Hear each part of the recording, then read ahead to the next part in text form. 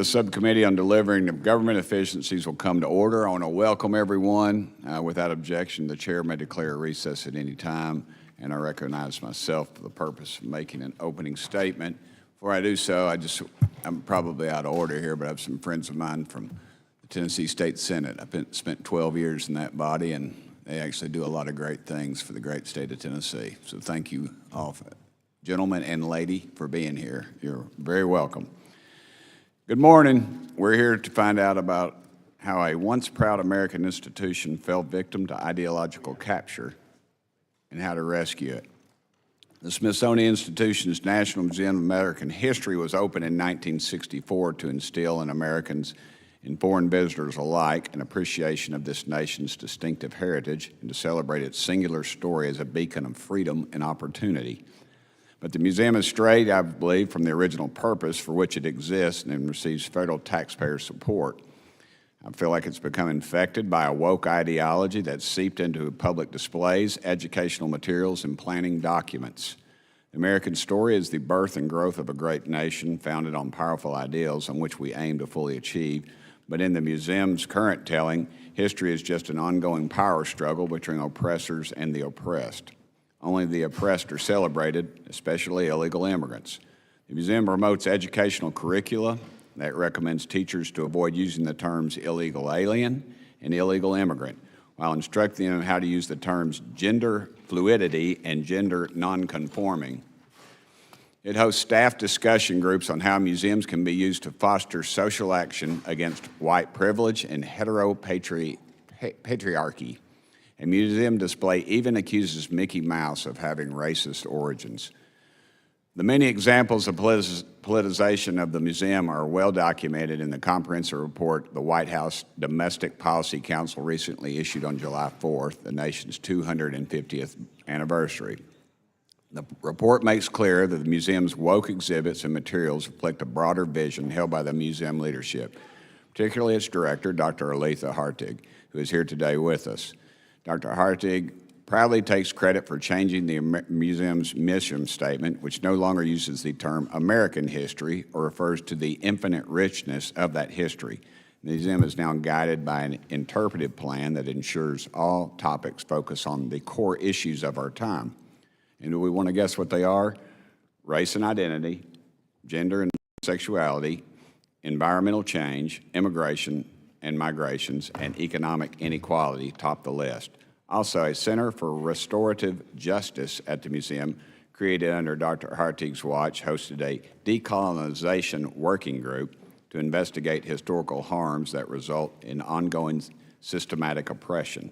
To remove any doubt about her intentions, Dr. Hartig, in her own words, states that she views history as a prime tool of social justice. Here's a brief telling video.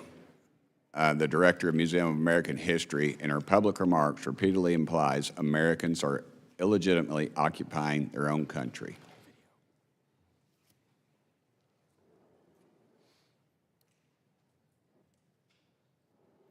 Before we begin, let us pause to acknowledge with gratitude the Native peoples on whose land we gather today. These are the ancestral homelands of the Piscataway people, joined by the Nacotchtank and the Paumanki tribes, and of course their descendants. We acknowledge the Native peoples more broadly of the Americas. Wherever you are, at this moment, give thanks to the first people on whose land we live, love, struggle, and work. At this moment, give thanks to the first peoples on whose land we're honored to live, love, struggle, and work. Wherever we're viewing this, let us acknowledge and give our respect and gratitude to Native peoples for the opportunity to work and live in their territories. Wherever we are today, let us acknowledge and give our respect and gratitude for the opportunity to work and live in their territories. And we're deeply grateful and want to acknowledge and give our respects and gratitude to them and to their ancestors for the opportunity to work in this territory. Let us join in acknowledging the layered complexities of our place, give our respect and gratitude to Native local peoples and the opportunity to live and to work and to study in their territories. So wherever you are at this moment, give thanks to the first peoples on whose land we're honored to live, love, struggle, work, preserve, care, and do our work. We give our respect and our gratitude to all of them for the opportunity to work and to live in their territories. With that, I yield to Ranking Member Stansbury for opening remarks. Thank you, Mr. Chairman. Today, we are here because one of the greatest cultural and historical institutions in the world is under attack and is the target of an ongoing campaign to politicize America's independent scientific and cultural institutions by this administration. Let me be clear. The Smithsonian Institution does not belong to the president. It does not belong to a political party. It belongs to the American people. For nearly 180 years, the Smithsonian has served as our nation's museum, our nation's research institution, and our nation's archive.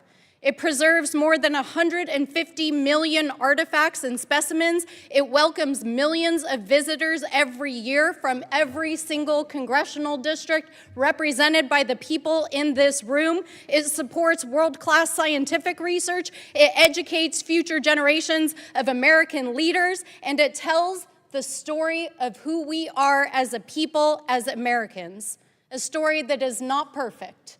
A story that is steeped in, yes, history, tradition, pain, and triumph. That has always been the Smithsonian's mission, to preserve our history, to advance knowledge, and to help the American people understand ourselves using evidence, scholarship, science, and the truth. The mission has never depended on whether history is convenient, whether it's comfortable, or whether you like it or not. It has always depended on whether or not history is accurate. But what we have seen since January of last year, when the Trump administration took office, is that this administration has launched an unprecedented effort to interfere in how American history is told, researched, interpreted, presented, and taught, not just in the Smithsonian, but in our schools, in our institutes of higher education, and through and across the federal government. In March of last year, the president signed an executive order called Restoring Truth and Sanity to American History, directing the administration to review the exhibit of our beloved museums and federal historic sites and monuments for what it characterized as improper ideology. If that does not send a chill through your spine, I do not know what does. And they assigned the vice president, J.D. Vance, because of his assigned role as the vice president, as the Board of Regents, for the responsibility of advancing these objectives. But I want to be clear, this order wasn't simply about exhibits. It was about exercising political control over historical scholarship. And what we saw earlier this month, which was just referenced by the chairman, is that this White House issued a 162-page report attacking the Smithsonian American History, accusing museum leadership of extreme political activism, and calls for sweeping changes, calling out individual leaders by name. That is not policy, that is a political witch hunt. The federal government is responsible for overseeing this independent institution, and this should concern every single member of this committee, regardless of party, because when politicians begin deciding what facts are acceptable, scholarship ceases to be scholarship, it becomes propaganda. Now, we have seen this throughout American history. A lot of people are talking about the roots of what is happening in this country right now is existing in other countries, in other places, in other authoritarian governments, but we have seen this here in America with the Lost Cause in the 1920s and the attempt to rewrite American history and to whitewash the Confederacy and slavery. We saw this in McCarthyism here in this country when a president and a Congress went after American historians, actors, and cultural institutions to rewrite the history of this country. We have seen it during this administration as they had frozen grant funding to institutions across the country. They have erased the history of our American service members on DOD websites, erasing the contributions of Black, of Hispanic, of Native American, of women, of LGBTQ plus people who have served this great nation in the uniform. Now, history, if you are a student of history, which is what the Smithsonian is all about, teaches us why this is so dangerous. And I do not think that it is a mistake that the majority's witnesses in front of us, in addition to the director, are associated with the architecture of Project 2025. Because it was articulated in that document, and the institutions and the individuals who are sitting in the White House right now making these decisions, that they want to rewrite the history of this country and take away the resources and leadership of people who have fought, marched, and served this country for generations so that they could lead in this moment and keep moving our country forward. And they understand that when you remove books, when you rewrite textbooks, when you pressure museums, when you silence scholars, you can do so to articulate power.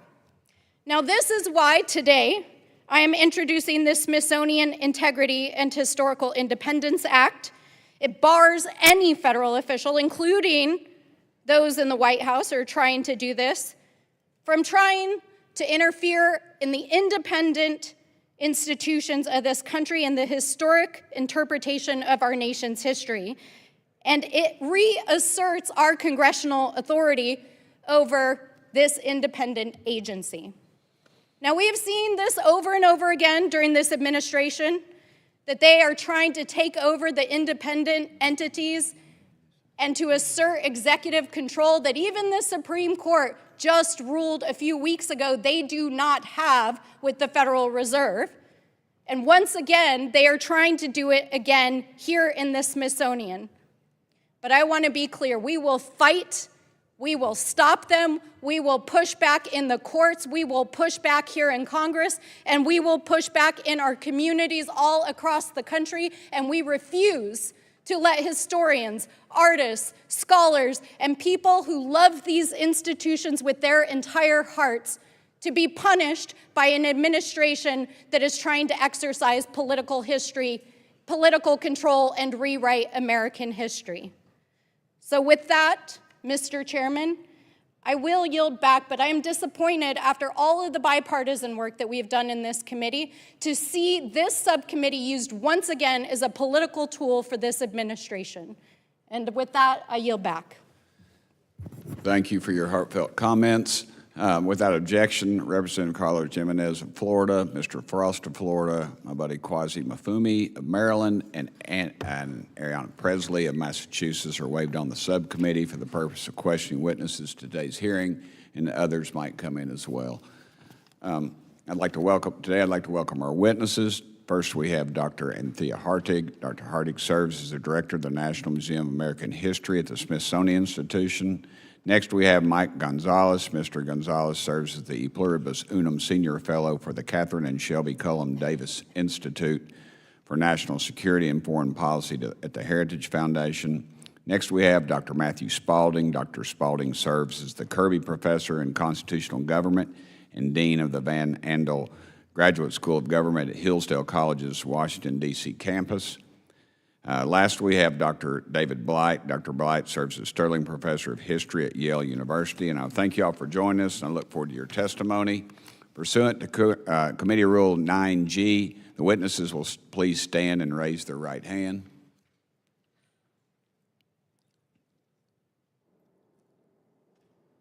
Do you solemnly swear or affirm that the testimony that you're about to give is the truth, the whole truth, and nothing but the truth, so help you God?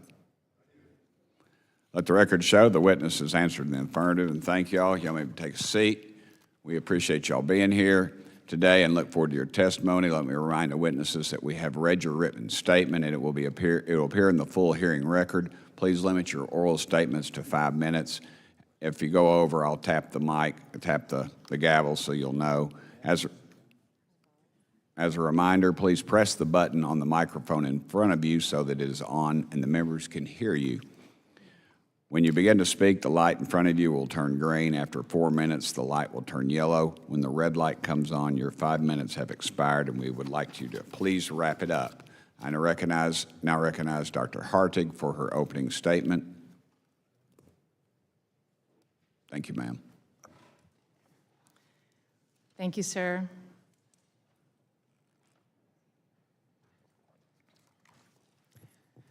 Chairman Burchett, Ranking Member Stansberry, and members of the committee, thank you for the opportunity to testify today. I know this committee has questions about the National Museum of American History, and I welcome the chance to answer them. As an historian, I have spent my career studying, teaching, and preserving the history of the United States. My family has served this nation since the Revolutionary War, and I was raised with a deep sense of obligation to it and the democratic ideals that the country asks each generation to build and to uphold. Since 2019, I have been honored to serve as the Elizabeth McMillan Director of your National Museum of American History, home of the Star-Spangled Banner. It is a true honor to serve alongside my devoted fellow public servants who staff the museum, and I am immensely proud of our work. Congress created the Smithsonian Institution in 1846 with an aspirational mission of diffusion in knowledge. Can you imagine the increase in diffusion of knowledge? It is an independent trust instrumentality outside the executive branch of government and is governed by a board of regents that includes all 3 branches of government and 9 citizen regents appointed by a joint resolution of Congress. The Smithsonian takes the concerns raised in the White House Domestic Policy Council's report seriously, and as we continue to fact-check the report, we unwaveringly attest that it does not fairly or accurately characterize the full body of work at the museum. There is always room for improvement, but I also know the beauty and the inspiration and the expertise that lies in our collections, our exhibits, and our programming. When a family walks through the doors of the museum free of charge, as 2 million people did last year, they find the desk on which Thomas Jefferson drafted the Declaration of Independence, Horatio Greenhour's magnificent statue of George Washington, Abraham Lincoln's top hat from the night he was assassinated, the Greensboro lunch counter, the gowns of the first ladies, and the stories of Americans in uniform. They find the inventions that changed the world and the ordinary Americans who built it. I have watched 10-year-olds with their families stand in front of the Star-Spangled Banner with their hands over their hearts. No one told them to. That is the National Museum of American History at its most powerful. Patriotism, not instructed, but inspired. Our work is governed by the Smithsonian standards of scholarship, accuracy, independence, and nonpartisanship. The museum does not take sides in America's political debates. We preserve and document the evidence of American life in all of its breadth, so that the public can encounter the past and draw their own conclusions. We are also always learning. When visitors, scholars, members of Congress, veterans, and teachers, volunteers tell us we've gotten something wrong or only half right, we take it seriously. And we make the changes when the evidence supports them. And when historians talk about reframing a traditional narrative, we don't mean erasing it. We mean adding the evidence, the voices, the objects that earlier tellings left out, so that more Americans can see themselves reflected in the national story. We honor the Declaration, the Revolution, the Constitution, our national symbols, and we tell the truth about the times that the country fell short of its own founding ideals.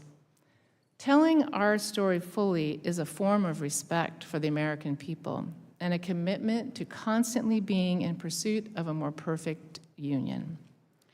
I hope that you will judge this museum the way that the American people do, by what's on its walls and what's in its care. Please accept our sincere invitation. Walk the building with me. Stand in awe in front of the Star-Spangled Banner. I believe what you will find, mesdames and sirs, is not an institution that has forgotten its country, but one that loves it enough to tell the full sweep of history, our triumphs and our struggles. I love the United States of America. I consider it the privilege of my career to help preserve its treasures and serve the American people. I'm grateful for the chance to answer your questions today. Thank you. Thank you. I now recognize Mr. Gonzalez for his opening statement. Chairman, Ranking Member, members of this committee, thank you for the opportunity to testify. Following Election Day 2024, Thomas Frank published an op-ed in the New York Times, suitably titled, "The Elites Had It Coming." Here's what Frank, who's a liberal, wrote. Everyone has a moment when he first realized that Donald Trump might well return, and here is mine. It was back in March, during a visit to the Smithsonian's National Portrait Gallery, when I happened to read a text beside an old painting. It described the westward advance of the United States as settler colonialism. I knew instantly where this nation was going. Some curator at one of the most exalted institutions had decided to use morally loaded academic keyword to address a visitor to the museum, say a family from the Midwest, and teach them a lesson about American wickedness, unquote. Teaching lessons about American wickedness is now the mission of the Smithsonian. It is the intent of the leadership, and it is precisely what they trained the staff to do. Secretary Lonnie Bunch III, Anthea Hardig, the director of the National Museum of American History and one of today's witnesses, and other museum leaders have commandeered the world's largest museum complex and admit that they intend to use it as a tool of societal transformation. This is not why Americans entrusted these institutions to them. Culture is not passed in the bloodstream. National museums are repositories of a nation's collective inheritance so that it can be transmitted to future generations. However, the Smithsonian's leadership has subverted this mission. Under Dr. Hardig, the History Museum has erased 2 words from the mission statement. The first is history itself. The word history had to go because Dr. Hardig preferred the museum to be, quote, very future-facing. The other word that disappeared in the new mission statement was America itself. Director Hardig said the term America should include, quote, the entirety of the Americas, not just our part of North America. She also said that loving America is complicated. Dr. Hardig, the director of the National Museum of American History, has deconstructed the museum's mission statement to borrow terms of the postmodernists who clearly guide her work. We're here today, as you said, because on July 4th, the White House released a devastating report focusing on Anthea Hardig's museum and the agenda that she pushes. Read the report and you will find that it is not just postmodernism that guides the leadership. They see the world in terms of power dynamics, who has dominance, and how to wrest it from them by dismantling the American narrative. This is deeply Marxist and Gramscian. In fact, the action toolkit that leadership used to indoctrinate staff at the Smithsonian for years even quotes approvingly from the works of the Frankfurt School's critical theorist, Herbert Marcuse. You can understand why Bunch began his tenure by tying the institution to 2 ideological and destructive movements, the 1619 Project and Black Lives Matter. BLM's main leader had made clear in 2019 that the group's goal was to, quote, keep dismantling the organizing principle of this society, unquote. Yet in July 2020, as the country was burning, Lonnie Bunch wrote that he saw a moment of promise and possibility. Bunch said that the Smithsonian would legitimize the 1619 Project, except that historians from both sides of the spectrum decried the shoddy scholarship and inaccuracies of the 1619 Project. For ideological reasons, Lonnie Bunch put the Smithsonian's reputation at serious risk, and Director Hardig endorsed all of it, pledging to, quote, work to reframe the traditional celebratory narrative of U.S. history, unquote, to force a, quote, national reckoning. National reckoning from a history museum? This erasure of American culture must end now. As Stanley Kurtz wrote last week, you can say that the economy and foreign policy are more important than these cultural battles. Over the long haul, however, that is simply not true, unquote. You need to clean house and relieve all Smithsonian leadership of their duties. Also, deauthorize the yet-to-be-built Latino and women's museums, which will no doubt become two more incubators of anti-American grievances. We can see this in the precursor exhibits that they've had. Loving America is not complicated. Dr. Hardig is wrong. I implore you to do your jobs. Thank you for your attention. Thank you, sir. Dr. Spalding.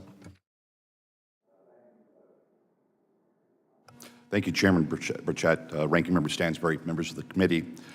The National Museum of American History is one of the country's greatest treasures. It contains some of the most iconic artifacts of American history: Jefferson's writing desk, Washington's uniform, the great American flag that inspired the national anthem. But it no longer provides the story that makes those objects intelligible. Indeed, the National Museum of American History is no longer the nation's museum of American history.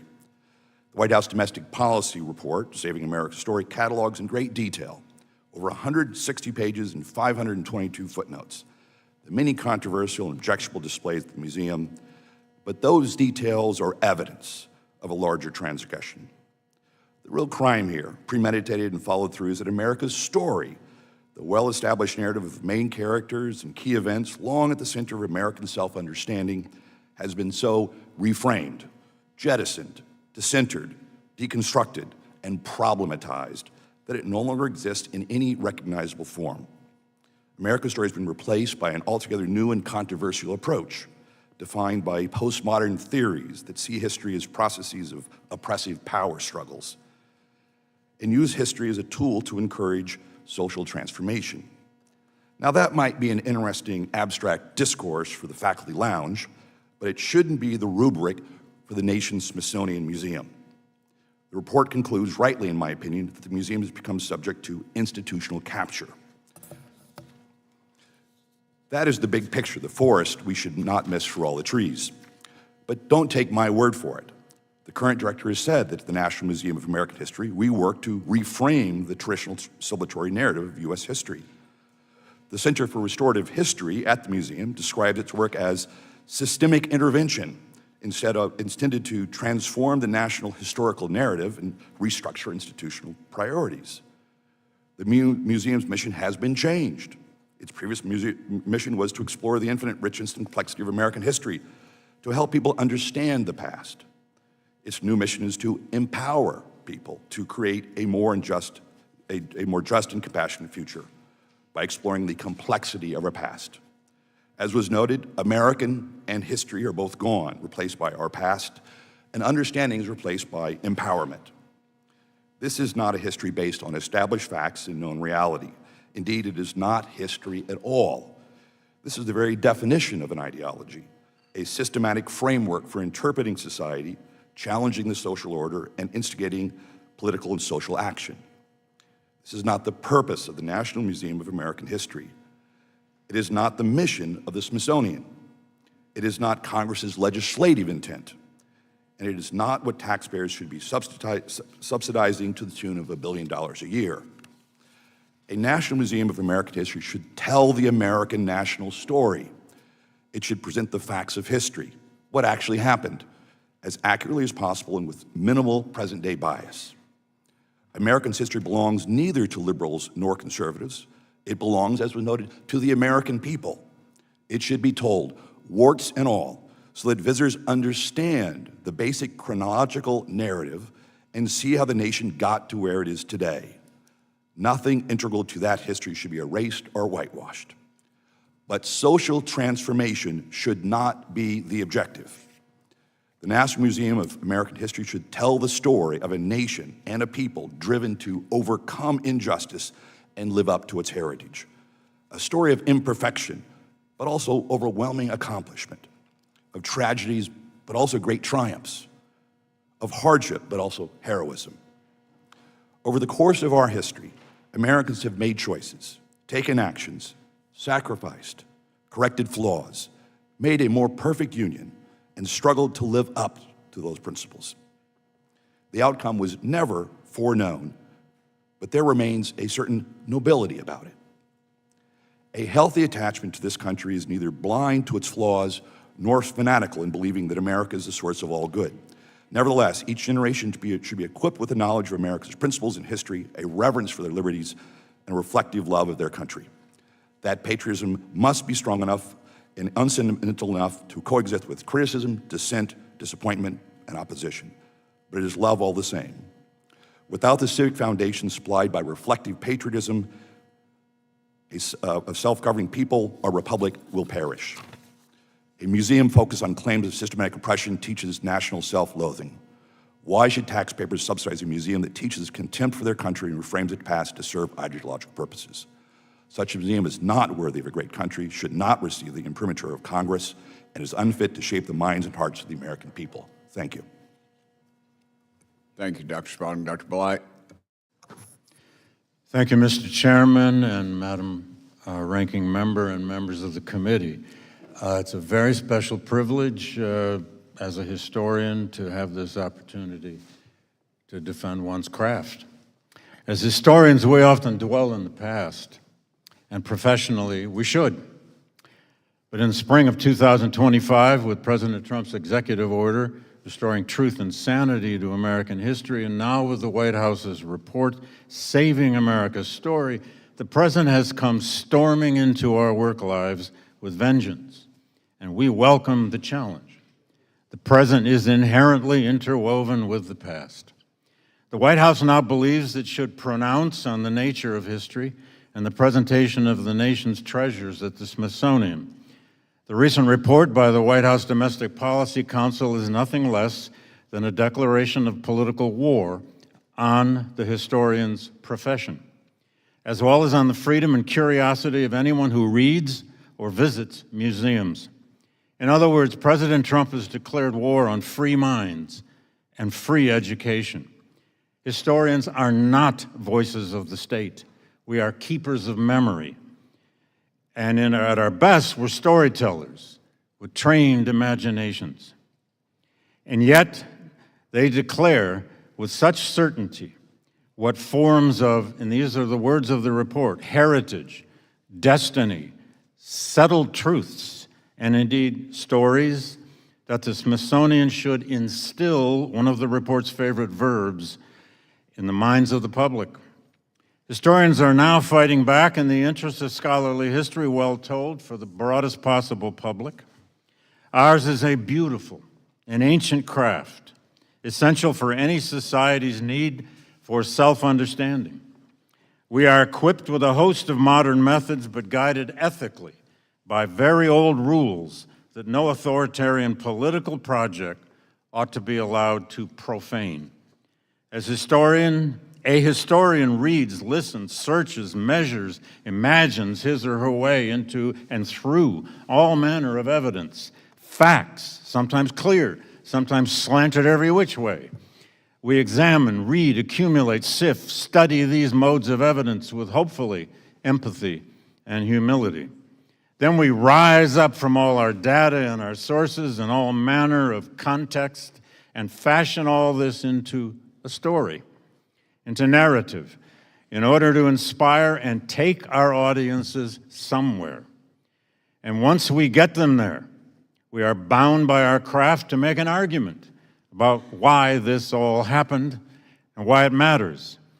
People often comment on how Trumpism would like to return us to some version of the 1950s, when America was great. In this report, they have transparently done just that. The report is rooted explicitly in the Cold War of the 1950s, in the founding of the National Museum of American History, its legislation and dedication speeches. The founding words and sentiments understandably breathed the rhetoric of Cold War triumphalism. How could it have been otherwise? The report offers no context for what might have invoked such expressions. The Soviet achievement of the hydrogen bomb, Sputnik, the Korean War, the Cuban Missile Crisis, the March on Washington, and the assassination of President Kennedy. Had the Domestic Policy Council consulted trained historians, they might have provided some context. They might also have consulted Edward R. Murrow's famous commentary in 1954, the year after the museum was conceived, on Joseph McCarthy and his assaults on free speech. We can deny our heritage and our history, said Morrow, but we cannot escape responsibility for the result. Erase McCarthyism, and it will come back. Erase any other 50 difficult aspects of American history. They will come back. Triumphalist history cannot tolerate nuance, ambiguity, complexity, but they are lifeblood for real historians. Also, in a deep Cold War context, James Baldwin wrote in an essay entitled, also 1962, "As Much Truth as One Can Bear," that the problem with the way Americans approach history is that, quoting him, "words are mostly used to cover the sleeper, but not to wake him up. We do not write woke history, whatever that is, but we do try to awaken citizens. In recent decades, we sowed the wind with new kinds of history. Here comes the whirlwind." If we're not careful, we will end up with what the great writer Toni Morrison called statist history, and it will create what she called sanctioned ignorance. That's what's at risk. Thank you. Thank you, sir. Without objection, my buddy Representative Don Beyer of Virginia is waived on the subcommittee for purpose of questioning witness to today's hearing. And is Mr. Burleson, is he not here? Okay. I now recognize myself for 5 minutes of questions. Chair Lady Hartig, is that what we call you, or director? What, director or doctor? You're a doctor? Okay, you got director up there, doctor. I am I'll a call you director and a doctor. doctor, and You earned it, I'll give you the title. your How about choice. that? Yeah. One time I made the mistake of calling a coach mister, and he reminded me he was coach. So you earned that title, and you get it. I do appreciate your constant land acknowledgments that were in the film. I'm wondering, have you ever planned on deeding any of your personal property or property of the Smithsonian to any of these tribes? I don't believe that's pertinent to the conversation, sir. Well, I mean, you say that every time you open your meetings, apparently, and I was just curious of that acknowledgement, if that was something you were planning on doing. Should the American History Museum be the site that focuses in on what we have in common, the shared national heritage of great ideals and revolutionary events, or focus on what you deemed the issue of the day, which are race, identity, gender, and sexuality? Ma'am? Yes, sir. At the National Museum of American History, we strive to create a museum where our visitors will be inspired by the collections, programs, and exhibitions, and they will choose what they each will do to keep our American democracy strong and vibrant. And they'll play that chosen part with passion. That is our hope. Okay. I do think that most Americans would agree with you on what the most important issues are. How did the museum determine those core issues of the day? So the Smithsonian and the museum are committed to rigorous, fact-based, museum-quality experiences and to tell the full and rich story of America in a way that enlightens and welcomes every visitor. We use historical evidence, competing perspectives, and acknowledge enduring debates so that visitors can understand how we've wrestled with democracy and citizenship and liberty and national identity. So in our work to document the stories of all Americans throughout time, we really do hope that everyone who comes in can see themselves reflected. Okay, gender and sexuality are highlighted by your museum. The poster behind me shows an exhibit called Entertainment Nation on display now. Do you think these exhibits behind me are appropriate for children?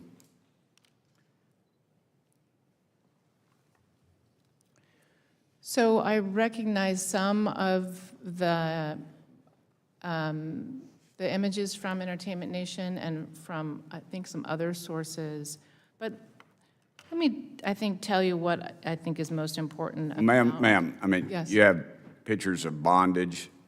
You have some overtly sexual things up there. You have transgendered folks. I assume that's what they are.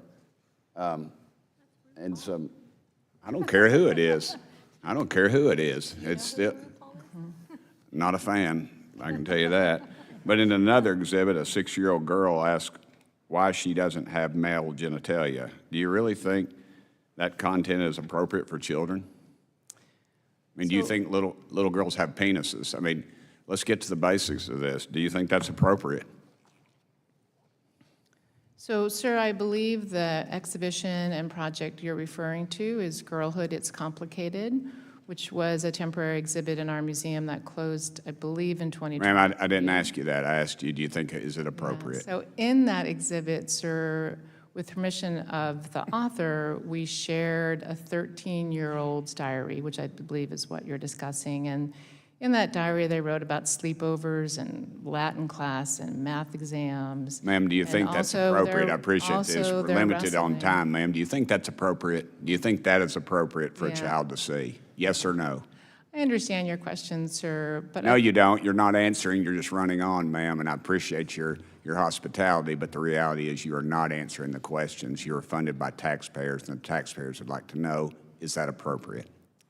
So, sir, Girlhood, It's Complicated was not designed for children. It had a label in the beginning of the exhibition that shared with parents about some of the topics that would be covered. And we do that with exhibitions that we think kind of need that help. So parents then can come and All right. Well, look thank at you, ma'am. objects. I understand you're not going to answer, and I'm going to run out of time. But given some of your previous comments, including America was founded based on the supremacy of white men, loving America is very complicated.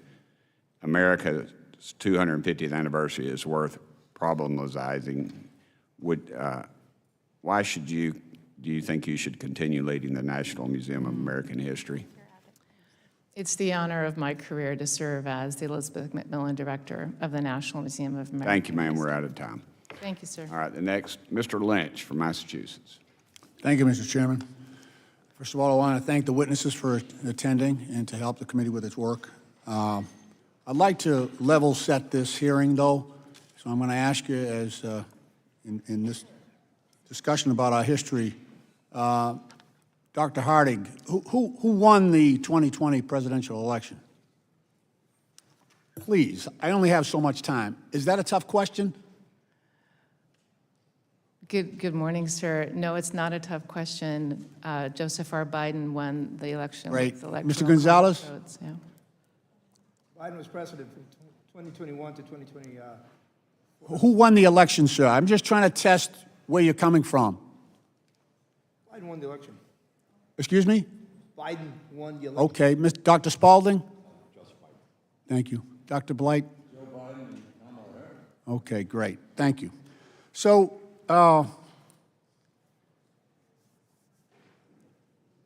you're all keenly interested in preserving American history. I heard from all of you that you care about the facts, the evidence, the narrative. You know, as an Irish Catholic from Boston, I was in the 3rd grade when John F. Kennedy was assassinated. And the nuns in our school made sure we understood everything about JFK's life. You know, a lot of people don't realize he's the only president to ever receive the Purple Heart because of his heroism in the Solomon Islands during the Second World War.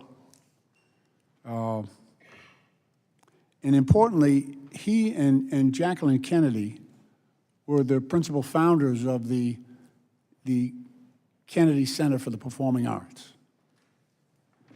And much of the drive came from Jacqueline, to be honest with you, but the president and the first lady raised all the funding for the Kennedy Center for the Performing Arts.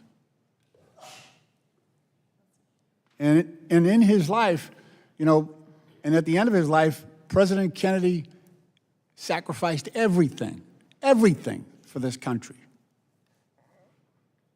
And you know where I'm going with this?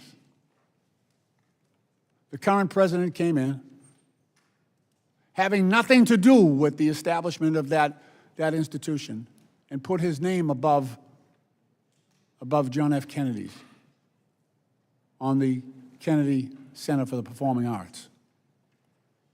As an Irish Catholic from South Boston, that was stolen valor.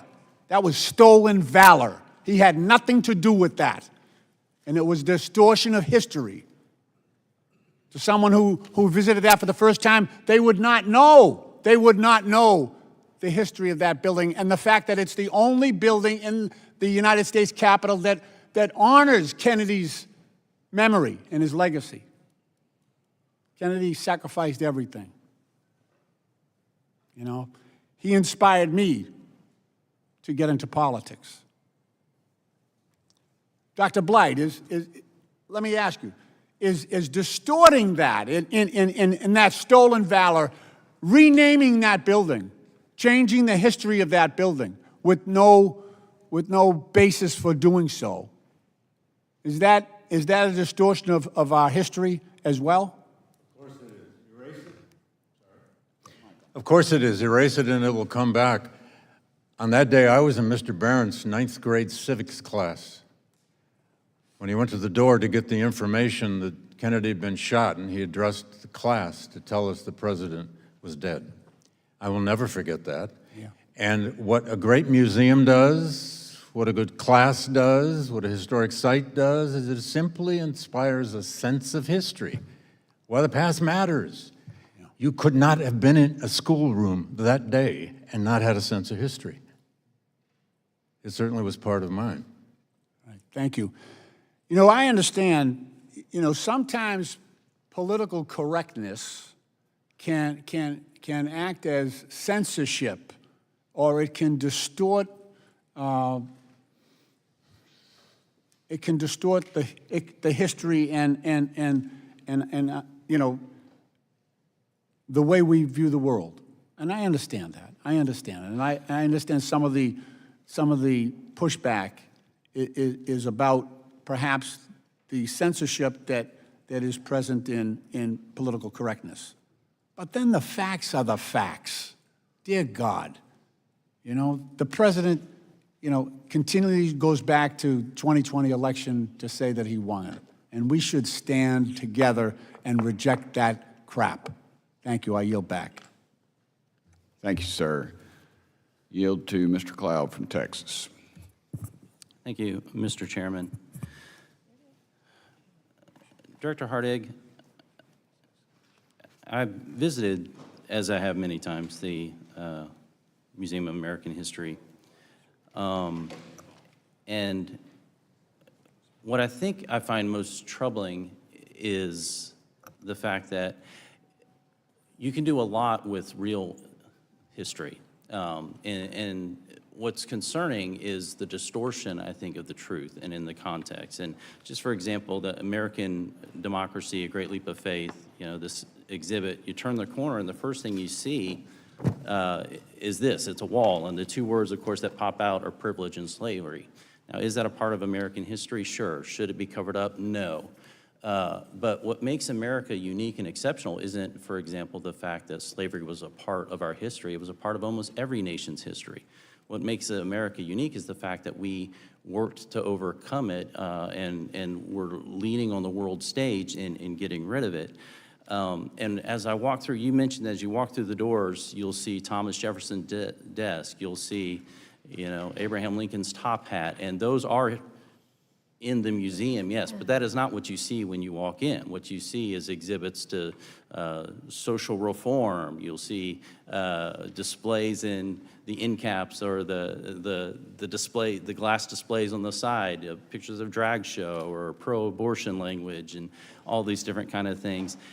I'm curious, you know, I was really surprised as we're celebrating the 250th anniversary of our nation. How did we come up with the 250th anniversary? Like, what are we celebrating in the 250th anniversary?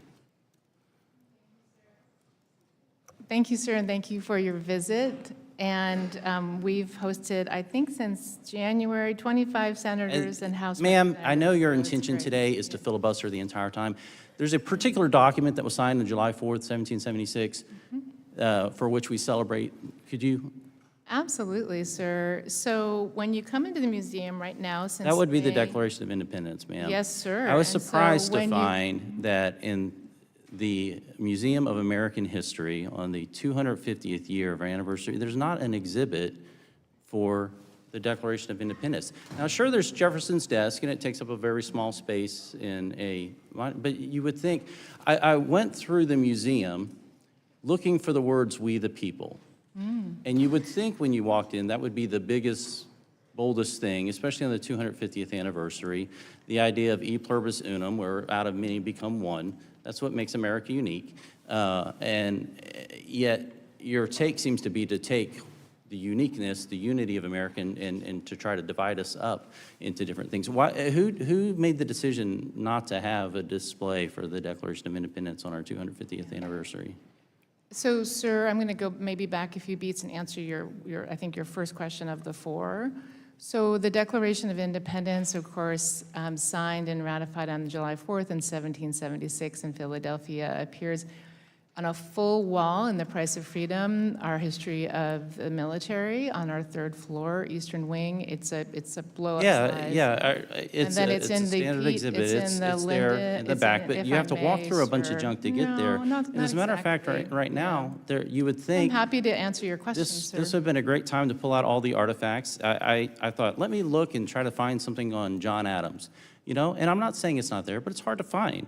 John Adams, John Jay, Caesar Rodney. We can talk about Crispus Attucus, Phyllis Wheatley, the poet laureate of American Revolution. All these different kind of things. What would you say is the most influential book in American history? So if I may go back to your second What question. would you say is the most influential book in May I American go history? back to your second question? You can answer the one I just asked you.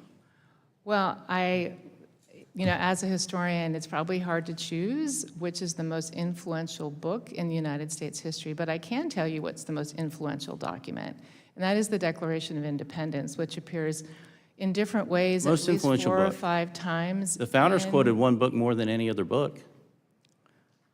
The founders were very well read, and as you know, Thomas Jefferson's library became the core of the Library of Yes, Congress. and that book would have been the Bible. Secondly, would have been Common Sense by Thomas Paine. Now, I went to the bookstore. I couldn't find Common Sense in the bookstore. I did find, these books. Here's George Takei, It Rhymes with Takei, a book in which he talks about, one young man lusting after another. I'm not sure why this is in our American History Museum, in the kids section, mind you. That's you think is important to have it in the American History Museum? So George Takei, as you know, the actor from Star Trek, was incarcerated during World War II as the result of Executive Order 9066. And his children's book, I think, is a beautiful Who made the decision to story, put that in there but not Common Sense? especially with Senator Alan Simpson. Thank you, sir.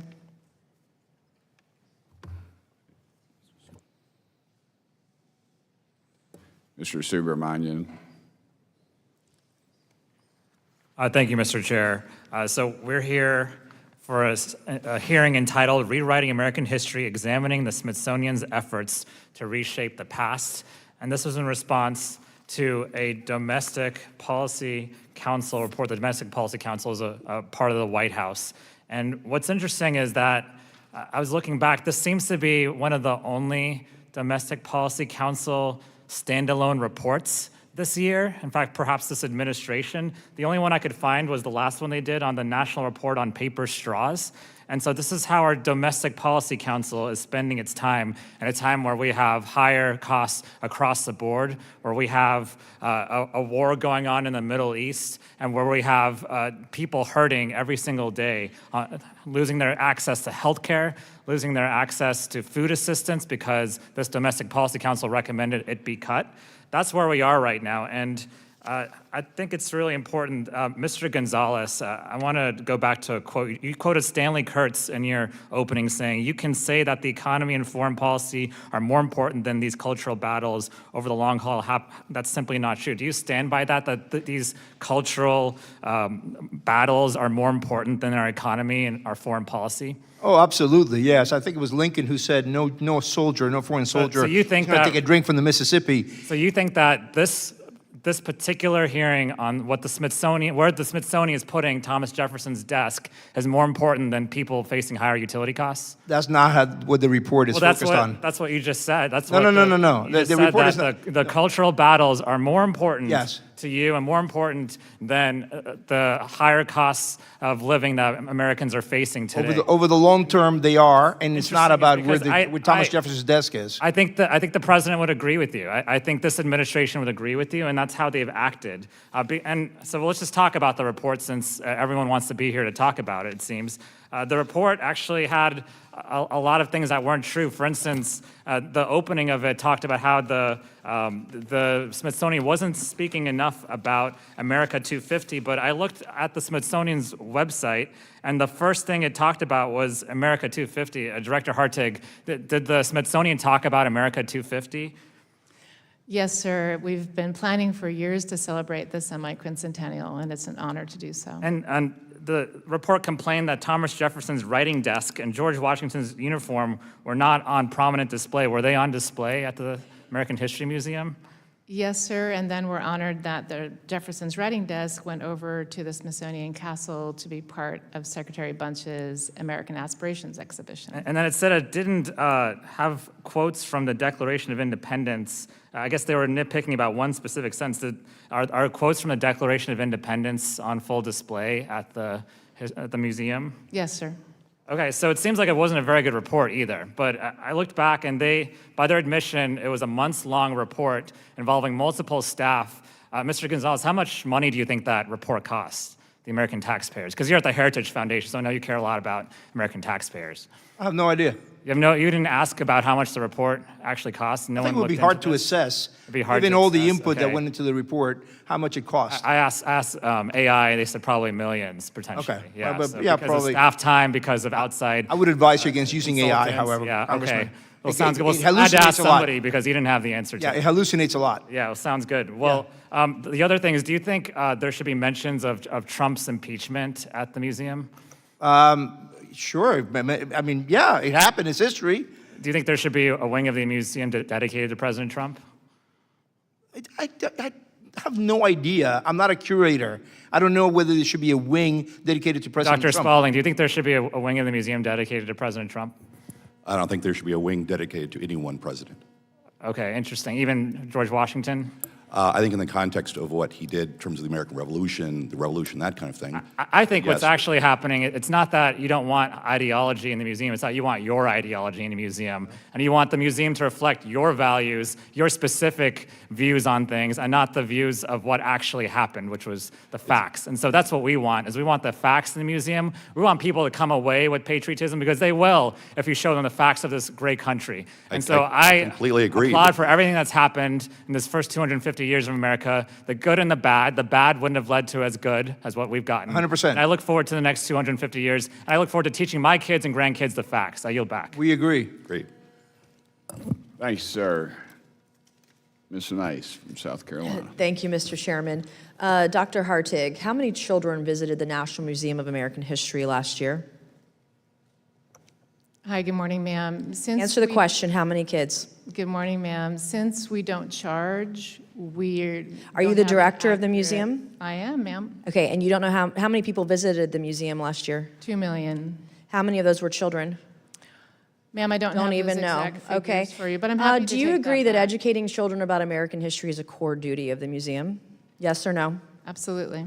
And are images of sexual fetishes appropriate for children? Yes or no? So, ma'am. It's a simple yes or no. Or understand. is sexual imagery, provocative sexual imagery, appropriate for kids? Yes or no?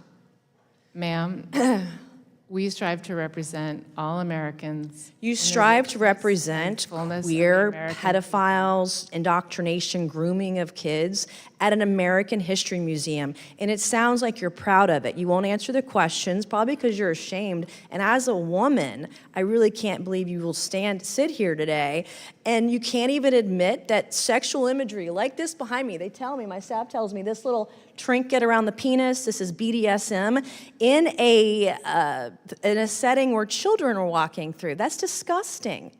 Like, what kind of message are you trying to send to kids with BDSM imagery? What are you trying to tell kids?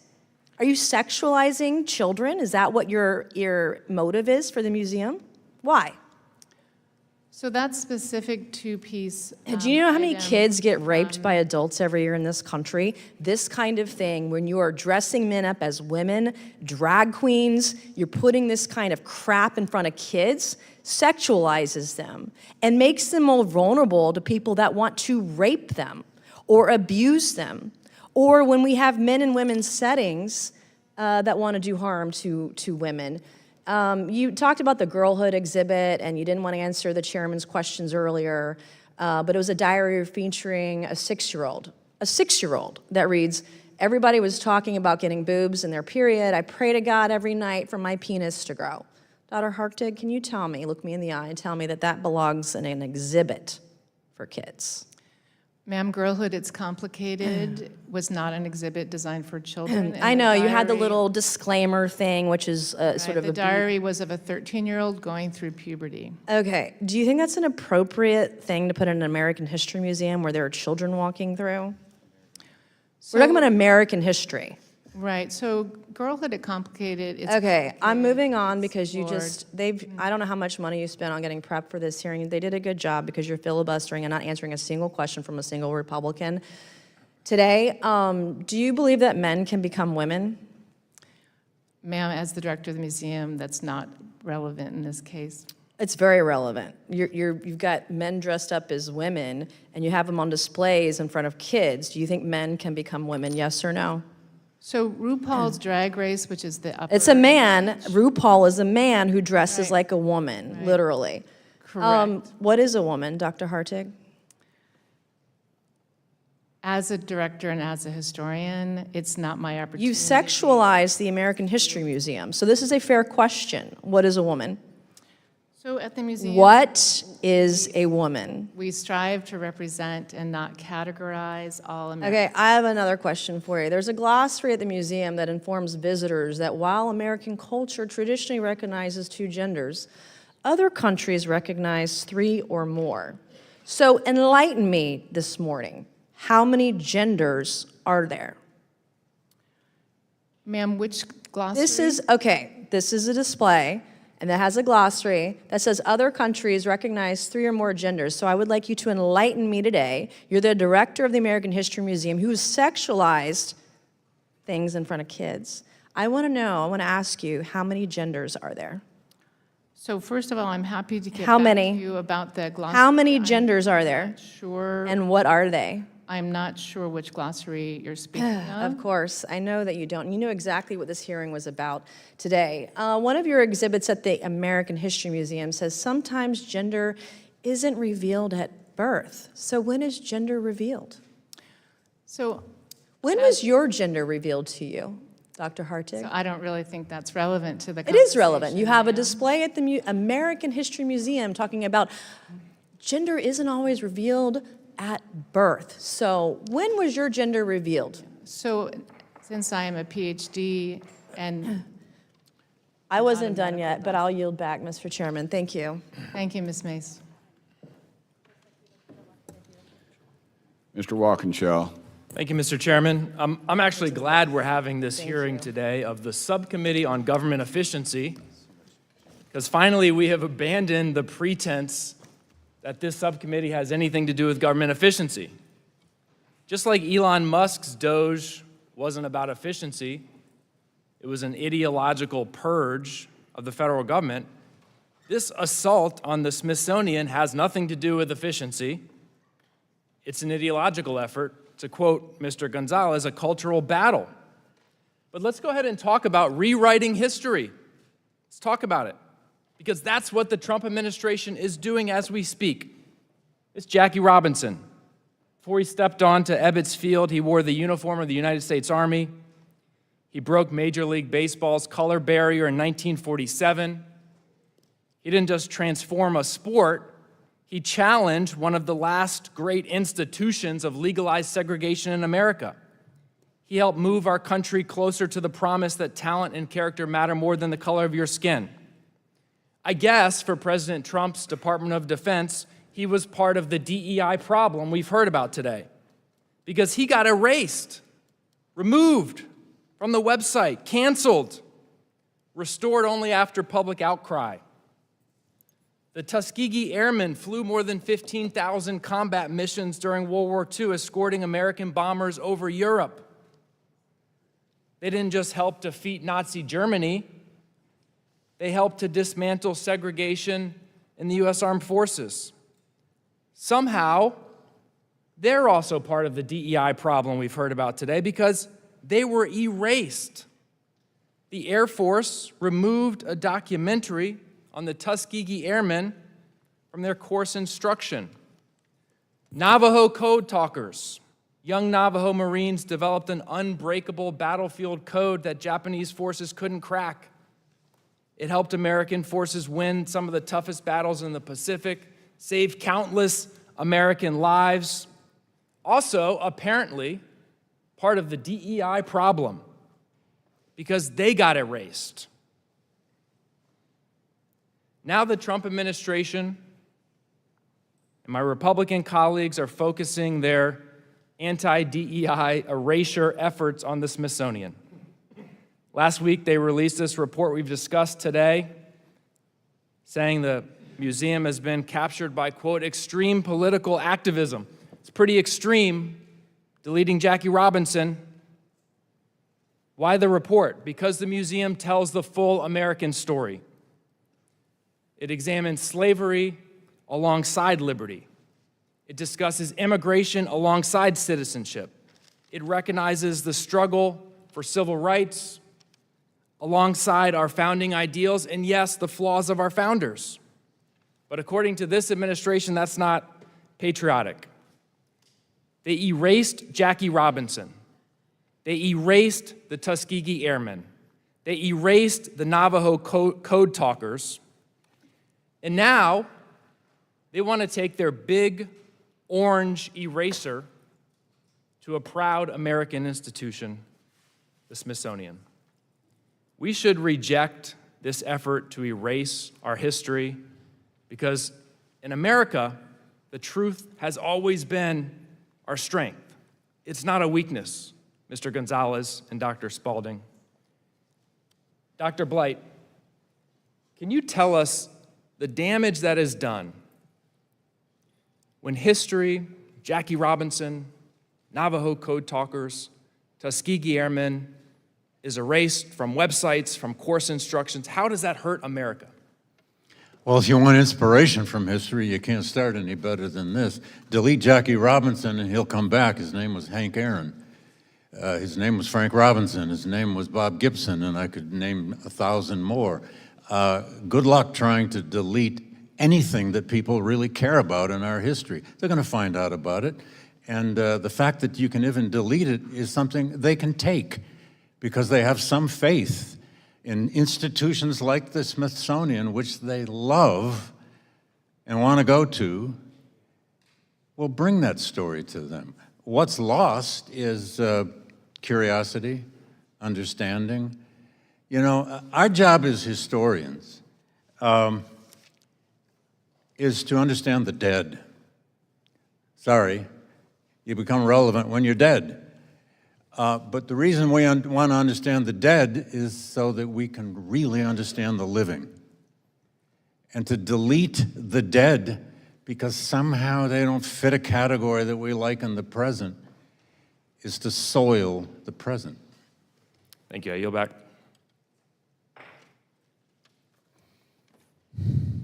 Mr. Gill from Texas, you're recognized.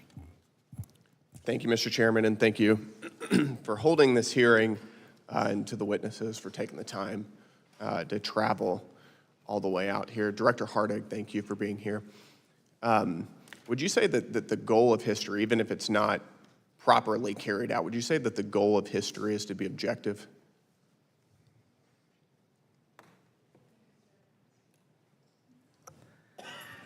Thank you, sir, for the question. You know, I think that there are many goals of history, and certainly as you collect, as we do, examine evidence, create Is scholarship. objectivity one of interest the in- goals of history? We strive to be objective and nonpartisan and not based on any So ideology. it's one of the goals. Doesn't that seem a little bit concerning? It certainly does to me, because as part of this white supremacy document that your organization has promoted, objectivity as a core and defining aspect of white supremacy culture. Do you think that it's the goal of the Smithsonian Institution to promote white supremacy culture? Sir, do you mind sharing with me which document? White supremacy culture right here. This is part of the mass action toolkit that your organization has promoted for several years now under your leadership.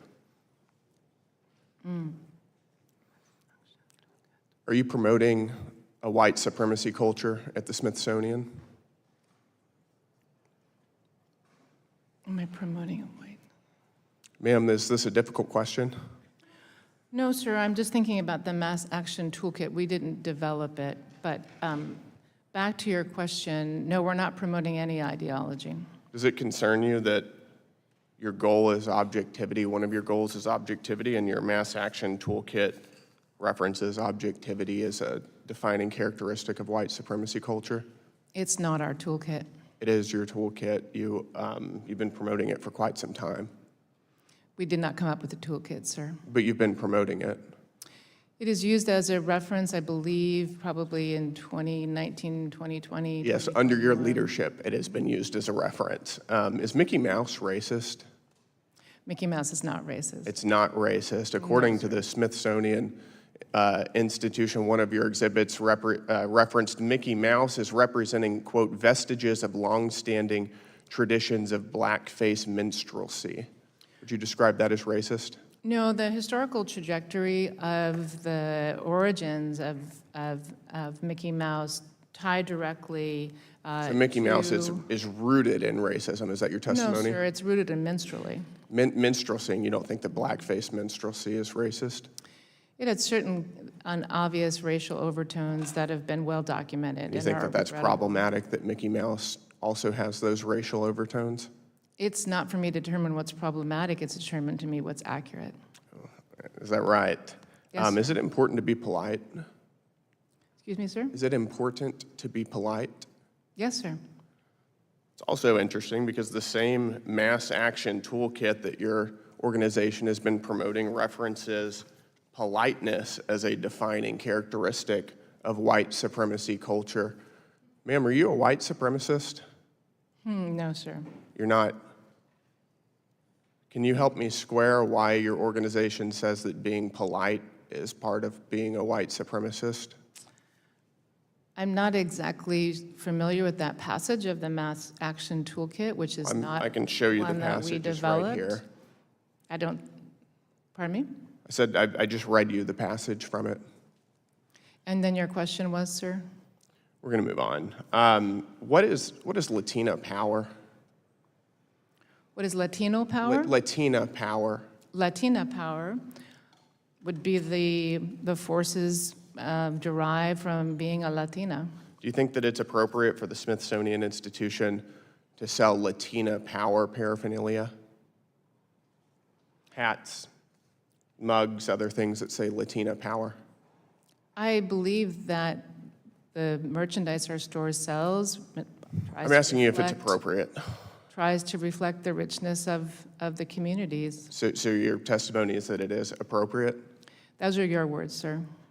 I'm asking you, is it appropriate to sell Latina power paraphernalia? It's a yes or no question. I don't have control over what is sold I'm in our asking you if it's stores. appropriate. I didn't ask you if you have control over it. Is I it understood you, appropriate? sir. Yeah. Yes or no? Again, we strive to represent all Americans and including Is it in our appropriate, yes or merchandise. no? We strive to represent all Americans in our museums, including in our merchandise. Is that right? My Yes, time's sir. up. Thank you, sir. Thanks, sir. Mr. Mafumi from Maryland. Mr. Chairman, a UC request. Yes. Ask unanimous consent to enter into the record a Newsweek article from March 19, 2025 titled Jackie Robinson's Army History Deleted by Pentagon. So ordered. Anything else? Mr. Mafumi, you're recognized. Mr. Chairman, thank you very much. I only have 5 minutes, so I'm going to try to make the most out of it by making some very clear points. Black people across this country are outraged at what is happening now with these efforts to do away with the African American Museum and all of the Smithsonian. They're outraged because they've lived too many years been through too many struggles, suffered too many bruises, and clearly have very, very, very little to show for that sojourn here in this country. I want to be real clear about this. If you erase it, we will replace it. It's that damn simple. We don't seem to learn. If anything, we should be looking at history to learn and to make sure that we are taking advantage of what we've learned.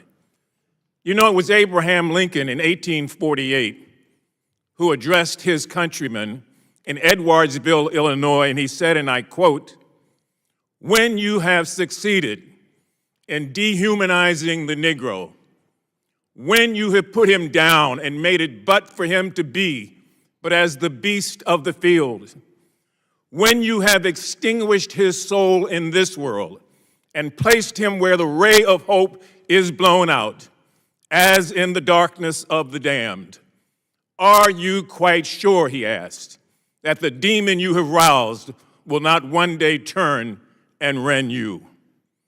He said, "What constitutes the bulwark of our freedom and our independence? It is not," said Lincoln, "our crown and battlements. It is not our armies and our navies. It is not our bristling seacoasts. For all those things are not our reliance against tyranny, because they can all be turned against us without having made us weaker for the struggle. Our reliance," he said, "as Americans is in the love of liberty which God has planted deep within all of us, regardless of how we look and where we come from." He said, "Our reliance is in the spirit of freedom, which prides itself as the heritage of all men in all lands everywhere." And then he admonished, "Destroy that spirit, and you would have planted the seeds of despotism at your own doorstep. Ignore," he said, "the chains of human bondage, and you prepare one day for your own limbs to wear them. Accustom," he said, "to trample on the rights of other people, and you would have lost the creative genius of your own American independence, and as such, will become the fit subjects of the first cunning tyrant who rises among you." Sound familiar? History taught us and still teaches us that we can't keep making the same mistakes. So I know this is a big discussion about a lot of aspects about the museum, but I'm here as a black man who grew up in segregation, who wasn't allowed to go certain places, who drank from a water fountain that said colored, who found his mother and his father unable to do anything other than basic day work. And if for no one else, if for them and their spirit and all the other nameless and faceless black men in this country and black women who made their bodies bridges, that some of us could get to the university, that some of us could get to a good job, that some of us could get to the United States, if for no other reason. I want this to go out loud and clear, and I'm not speaking just on behalf of myself. I know that I speak on behalf of so many people who are not here today. We will not let you destroy that museum. No matter how long it takes, how many battles are required, how much effort is needed, we will not allow that to happen unless you find a way to kill all of us and walk over our bodies to change history. That history is too sacred, it is too precious, and it will not be erased. Because, as I said, if you attempt to erase it, we will continue to replace it over and over and over again. I yield back, Mr. Chairman. Thank you, Mr. Mafumi. Mr. Burleson, you're recognized. Thank you, Mr. Chairman. Director Hardig, what do you believe is the core purpose of the National Museum of History, of American History? Thank you, sir, and good morning. The beauty, I think, of the museum is to truly take the over 2 million objects we have, put What is the core purpose? scholarship around them, What is your mission? What's the core and purpose? to tell the richest story of America's past that we can. Our mission is to empower people to create a more just and compassionate future by preserving, sharing, and exploring the complexities of our past. Okay. In your 2024 presentation, you said the museum changed its mission in part to help people get out of the America, quote unquote, America First mentality. So my question is, what's specifically wrong about the American First mentality? So we changed the mission like most organizations and corporations do when I came, that we had an expired strategic plan and we created a new mission. So is your contention that you just changed it because you just needed to change it under your direction? No, most directors. I'm asking changed it. specifically, you made the statement that you have to get out of the quote unquote America First mentality. What did you mean by that? I'm not sure which of my public appearances you're referring to, sir. Director Hardick, let me ask you, are you America First? I'm a very proud American. That's great to hear. Do you love America? I love this country unconditionally. That's great to hear. At one point, you stated that loving America is very complicated. Let me ask you this. Recently, we had visitors from all over the globe for the World Cup. What I think is the common thread that we saw across all social media platforms was an astonishment and astonishment and amazement of things that preconceived ideas that they had about this country. Some of those preconceived ideas were that Americans were dangerous, that everywhere they would go, there would be shootings and people, all of the crime that would occur. There were preconceived notions that Americans were all hostile and xenophobic, that Americans were, that everyone is living in poverty unless you're rich. Do you think, after this happened, what do you think caused the rest of the world to believe all of these ills about the United States of America, these falsehoods about this country? The World Cup was truly remarkable in terms of how it brought everyone together. I'm unsure what they were using as their basis for those conclusions, sir. Well, some people are spreading false information about the United States, right? And you say you love this country, America's first. You proud of America's history? Absolutely, warts and all. Okay. So wouldn't it be nice if the rest of the world saw the history of the United States as being the country that led the world through economic prosperity, particularly after World War II with the Marshall Plan, led multiple nations out of prosperity? Absolutely, sir. And in our Mars Hall of American Enterprise, which tells the amazing story of American business, they'd see just that. Wouldn't it be great if the rest of the world saw us as what we truly are, is the one country that led the world and inspired them to eliminate slavery, to eliminate all of the genocides that happen? Absolutely, and I think when they come through the museum, overwhelmingly, wherever they're from Nashville, Tennessee to Nome, Alaska, they come out and they say they come out more inspired. So what was the more origin of that? motivated. What was the origin of what created all of these great things that inspired the rest of the world, that lifted people out of poverty, that ended genocides, or at least inspired the world to end their genocides? What was the original precipice of that? What was the original beginning? So the Revolutionary Era, of course, with its brilliant founding documents, with the Declaration of Independence, with those two soaring paragraphs. So I think that what we're trying to is the origin. compel, what I'm trying to convey is that when the rest of the world is having a hard time with disinformation, there's enough negative things that are being said, you would think the one institution that would be trumpeting the great and wonderful things that this country has done, especially at a time when we're celebrating the 250th anniversary of this country, would be to showcase our founders. And then with that, I yield back. Yeah, thank you, sir, and absolutely, Thank I you. agree. Mr. Frost from Florida, you're recognized, sir. Thank you, Mr. Chair. I got to say, listening to this hearing, I think many of my colleagues would benefit from actually stepping foot in the Smithsonian institutions, maybe not just reading talking points from the White House or reading what they're supposed to say. I've been in these museums. Talking about the National Museum of African American History and Culture specifically, it tells the whole story. the ugly and how America and Americans came together to get rid of slavery, to fight Jim Crow. But it tells the whole story. So maybe this committee should do like a field trip and actually go through these institutions to actually see the full story be told, because I would contend that many of my colleagues on the other side of the aisle have never stepped foot in many of these institutions, at least not in a long time.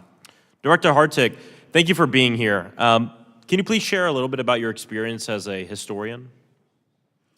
Oh, thank you. Thank you, Mr. Frost. I came to history as an undergraduate. I thought I was going to be an English major, but I took my first history class, and I was rowing crew for UCLA at the time, and I hoisted my 10-speed on my shoulder, and I walked up the stairs to the history department, and I declared that I wanted to be an historian. And since then, as a public servant, and as a public historian, in which we look at archives and material culture and museum work and historic preservation work, I've been completely motivated to figure out how then I can best serve the nation, and being the Elizabeth Macmillan Director of the museum certainly is the highest calling. Yeah, thank you. Mr. Gonzalez, are you a professional historian?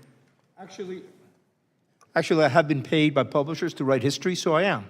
Okay, how many exhibits have you curated? Oh, no, I'm not a curator. Okay, how many exhibits have you curated? It's a separate question. I haven't curated any exhibits Okay, because thank I'm not you. a curator. Dr. Hartig, thank you. You haven't curated any exhibits, thank you. Yeah. Dr. Hartig, is your work partisan?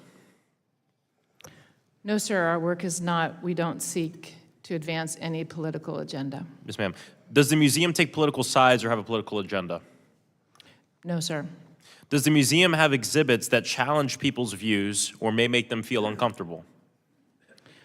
History is incredibly challenging, and by then its very nature, if we tell it in its richness, we absolutely, I think, have objects that can make people uncomfortable. And, you know, I hearken back to Secretary Bunch's words that he was told by a sharecropper that, you know, tell the people both what they want to hear and what they need to hear. So I think depending on where you are, certainly there can be a level of discomfort. Thank you. What review process does a museum use before opening an exhibit?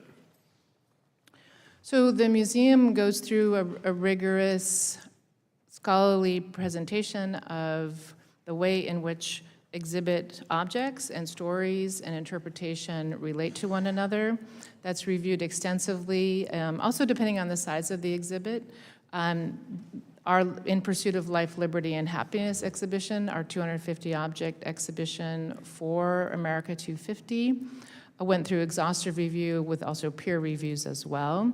Then it is presented up to the undersecretaries and often the secretary in conversation with our review. Thank you, Director.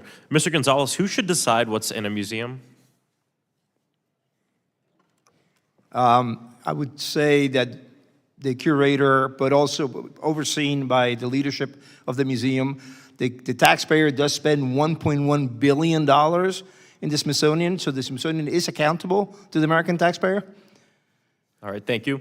I have a yes or no question. Should exhibits capture American history as it happened without bias? Yes. Was slavery a part of American history? Yes. Was Jim Crow a part of American history? Yes. Is it important that museums discuss these topics at length so people understand the gravity? Absolutely yes. Do you believe that American art should be consistent with the Trump administration's cultural and political goals? I have no idea what that is. I cannot comment on that. Do you believe that American art, or do you believe that the Smithsonian's goals should be consistent with the Trump's administration's cultural and political goals? I don't know how you define that. I cannot answer it. You seem to have a long-standing personal vendetta against the Smithsonian that started well before the White House report. And I ask you those questions because I'm concerned about censorship. I'm no historian either, just like you. But I know that Nazi Germany weaponized art and museums to demonize certain groups. Dr. Blight, if Congress or the White House starts deciding historical interpretation, how is that different from political censorship? It is political censorship. Their model may indeed be Joseph Goebbels' Committee on Enlightenment, which is what the Nazis called their committee that tried to control museums. I'm sorry, Thank sir. you. I yield back. Time's up. Mr. Thank you. Chairman, I have a UC request. Thank you, Mr. Chairman. I'd like to enter into the record, ask unanimous consent, Reuters article from January 2025. Trump's anti-DEI order yanks Air Force videos of Tuskegee airmen and female pilots. So ordered. Mr. Fallon, Texas, you recognize. Thank you, Mr. Chairman. Director Hardig, you hold a very prestigious position. It's an awesome responsibility. We're honoring American history, and we have a rich history in these past 250 years. In 2019, when you took did you take the job in 19? Is that right? Good morning, sir, and yes, I Morning. did. Okay. And what was your pay then? How much did they pay you? My starting pay was $300,000. And what's it today? It is about $370,000, which is paid from an endowment, not federal funds. Okay. But you do agree that you work for the American people? Every day, sir. All right. And all of them, even the ones you disagree with? We welcome everyone to the All museum. right, wonderful. Yes. Are the majority of the funds for the museum paid for by the American taxpayer? So of the Smithsonian's appropriation, for which we're very The grateful. majority is? Yes. Okay, just because No. we have limited time. Yeah, so if I may, sir, so Again, our sorry, alloc- we have very limited time, but it's I a majority. appreciate All right, we agree there. Webster's, I looked up the definition of history because it's very important in our conversation today. And it's a chronological record of significant events such as affecting a nation or an institution, often including an explanation of their causes. And as such, I think we hopefully would all agree that you need to take great care when presenting history. It needs to be fair and balanced and as objective as any human being can be, to and for all Americans, and not colored with, we don't want to color the museum and our history with your personal beliefs, biases, ideology, and preconceived notions. And I think it's important to take that step back and present a comprehensive look at American history that displays all of it, good, bad, ugly, triumphant, et cetera. Director, do you believe you've done that these Yes, past 7 sir. years? To the best of my ability. John Smithson, when he donated, I think it was in 1826, when he donated his fortune, he said it was to increase in diffusion of knowledge among men. I think we would all agree, people now. And the precursor to your museum was the National Museum of History and Technology, and that's important in a minute. And they wanted to always focus on the story of American progress. Director, do you love the United States of America? I do unequivocally. And Wonderful. I do as well, we agree. And on balance, do you believe the United States has been a force of good in the world? On balance. The United States is the world's longest consecutive running democracy, and So I it would is take that as a yes? truly Again, just because we have remarkable limited time. country. Yes? So Yes, sir. 2 out of 2, okay. And you believe we still are today? Pardon me, sir? And you believe we still are today? Absolutely. Yes, wonderful. So the United States, would you agree with the statement that we're the greatest nation history has ever known? I think that I would refer judgment in terms of. All right, the so I got to witness take that anyways. as a no because it's an easy answer. Yes, yes, yes. So we got 3 out of 4. That's not bad. Under your leadership, did you direct staff to frame and tie all the exhibits in the museum to 7 core social issues? No, sir. You did not. Not on like race, To the gender, best of my knowledge. climate change, immigration, economic equality, technical. All right, well, 250th anniversary. We agree that America's 250 years old. Absolutely. As far as a focus and highlight for the 250th, did you have any new exhibits on George Washington? So we have Again, about I 25 apologize just because we have such limited time. Did your museum decide to say, hey, it's the 250th anniversary, we're going to feature George Washington? We do feature George Yeah. Washington. Can somebody take this? Yeah. I don't mind. We feature George No, but Washington. you're not answering the question. I'm so sorry. Yeah. Did you have any new, the 250th anniversary, and you decide as a board, we're going to have a new exhibit that highlights and focuses and celebrates George Washington? We highlight and celebrate George So Washington. you didn't have any as- new ones? It is a new exhibit, sir. You have a new one just for In George pursuit of Washington life, for liberty, the and 250. Great. happiness. How about Thomas Jefferson? He is predominantly both of Ma'am, them. Mr. Chairman, I reclaim my time. We have very limited time. How about Thomas Jefferson? Did you have a new exhibit on Thomas Jefferson?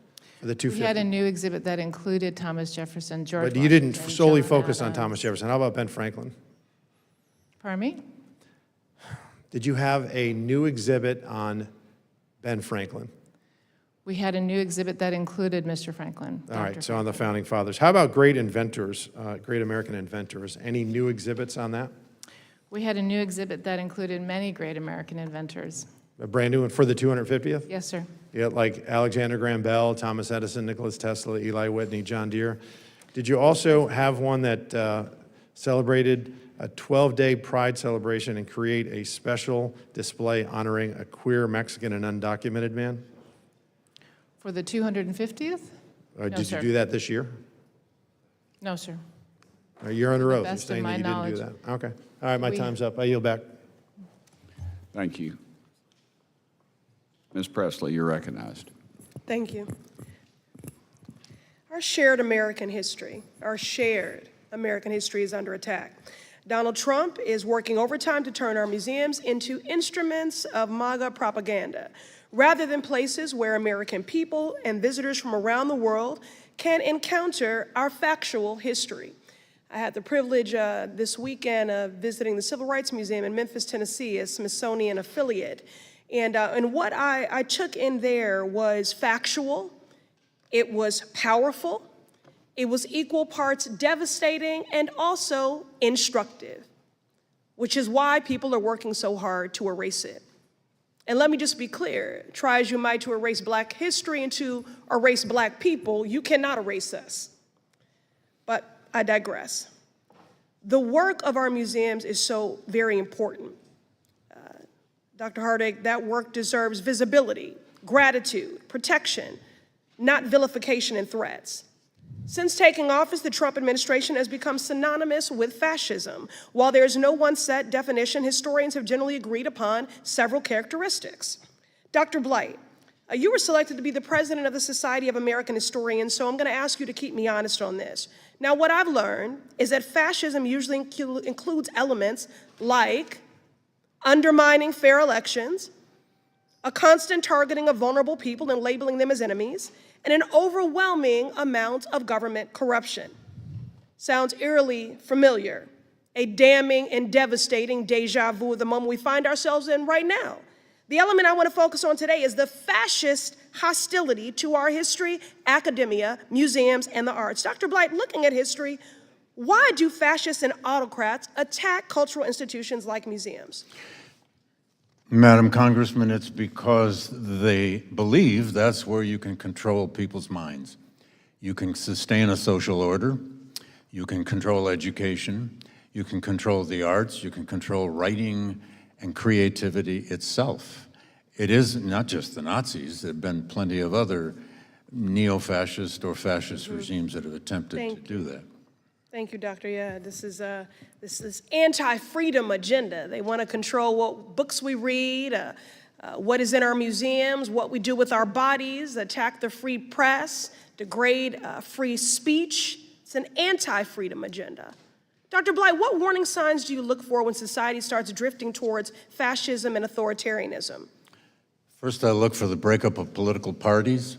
Then I look for this kind of assault on cultural institutions, on things like the National Park Service, which reaches more students than any of us who teach in universities. I look for attempts to control the media, which is the dissemination of knowledge. And I look for any attempt at the control over free minds, free speech, freedom itself. Thank you. History gives us a chilling example of what happens when a government decides that it alone will define what counts as good art and acceptable history. I've heard the stories passed down in Jewish families of Germany in the 1930s. As the Nazi regime consolidated political power, it turned its attentions to museums and to galleries. The regime started with criticism labeling art as degenerate and claiming it didn't fit with the national culture. But then they started attacking museum directors and curators, and eventually art pieces were confiscated from museums and locked away or sold. In 1939, Nazis publicly burned thousands of paintings that they couldn't profit from. The United States Holocaust Memorial Museum details much of this history. Fascist attacks on museums are not just about history. Today, the occupant of the White House labels entire aspects of American history as quote unquote divisive and uses the power of his office to pressure the Smithsonian to remove, whitewash, and to rewrite our stories. I'm not here to exaggerate, just to educate. And what is spurring this all on? What fuels this? Fear of a black planet, fear of a multiracial democracy. The occupant of the Oval Office, Project 2025, this cult of MAGA, they are fueled by fear and hate. Dr. Blight, when people see the warning signs that you mentioned, why is it important that they speak up and take action? Well, it's important because if the people don't stand up, they lose these institutions. And as you just suggested, the black world came to America for the World Cup. I wonder if people notice that the world is black and brown, and the teams from European countries were black and brown.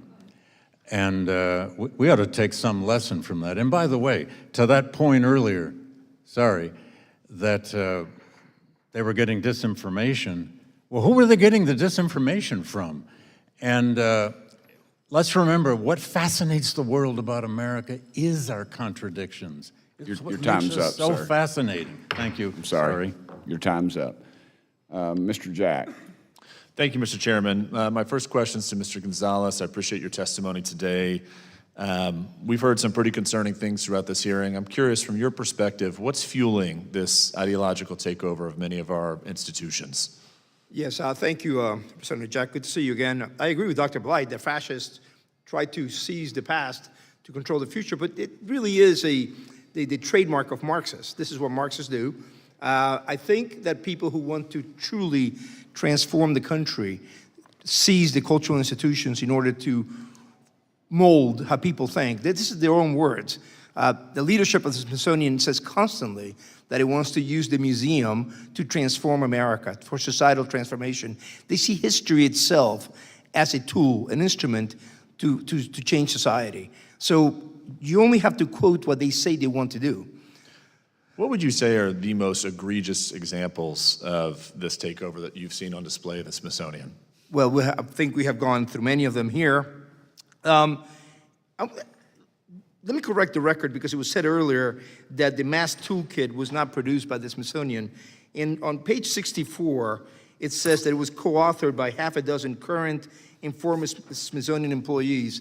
The fact that the staff of the Smithsonian is trained, was trained for 4 years for 3 years after the Smithsonian apologized, I think that's pretty damning.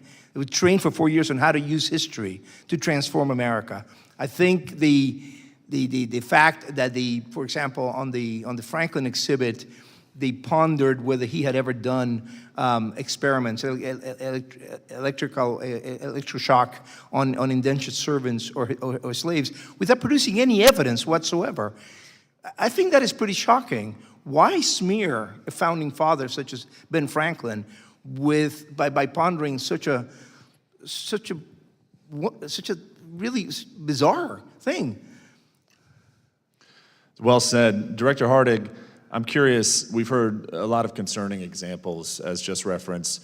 Do you have any regrets in your tenure thus far of some of the exhibits that have been displayed? Do you regret any of the exhibits, and if so, which?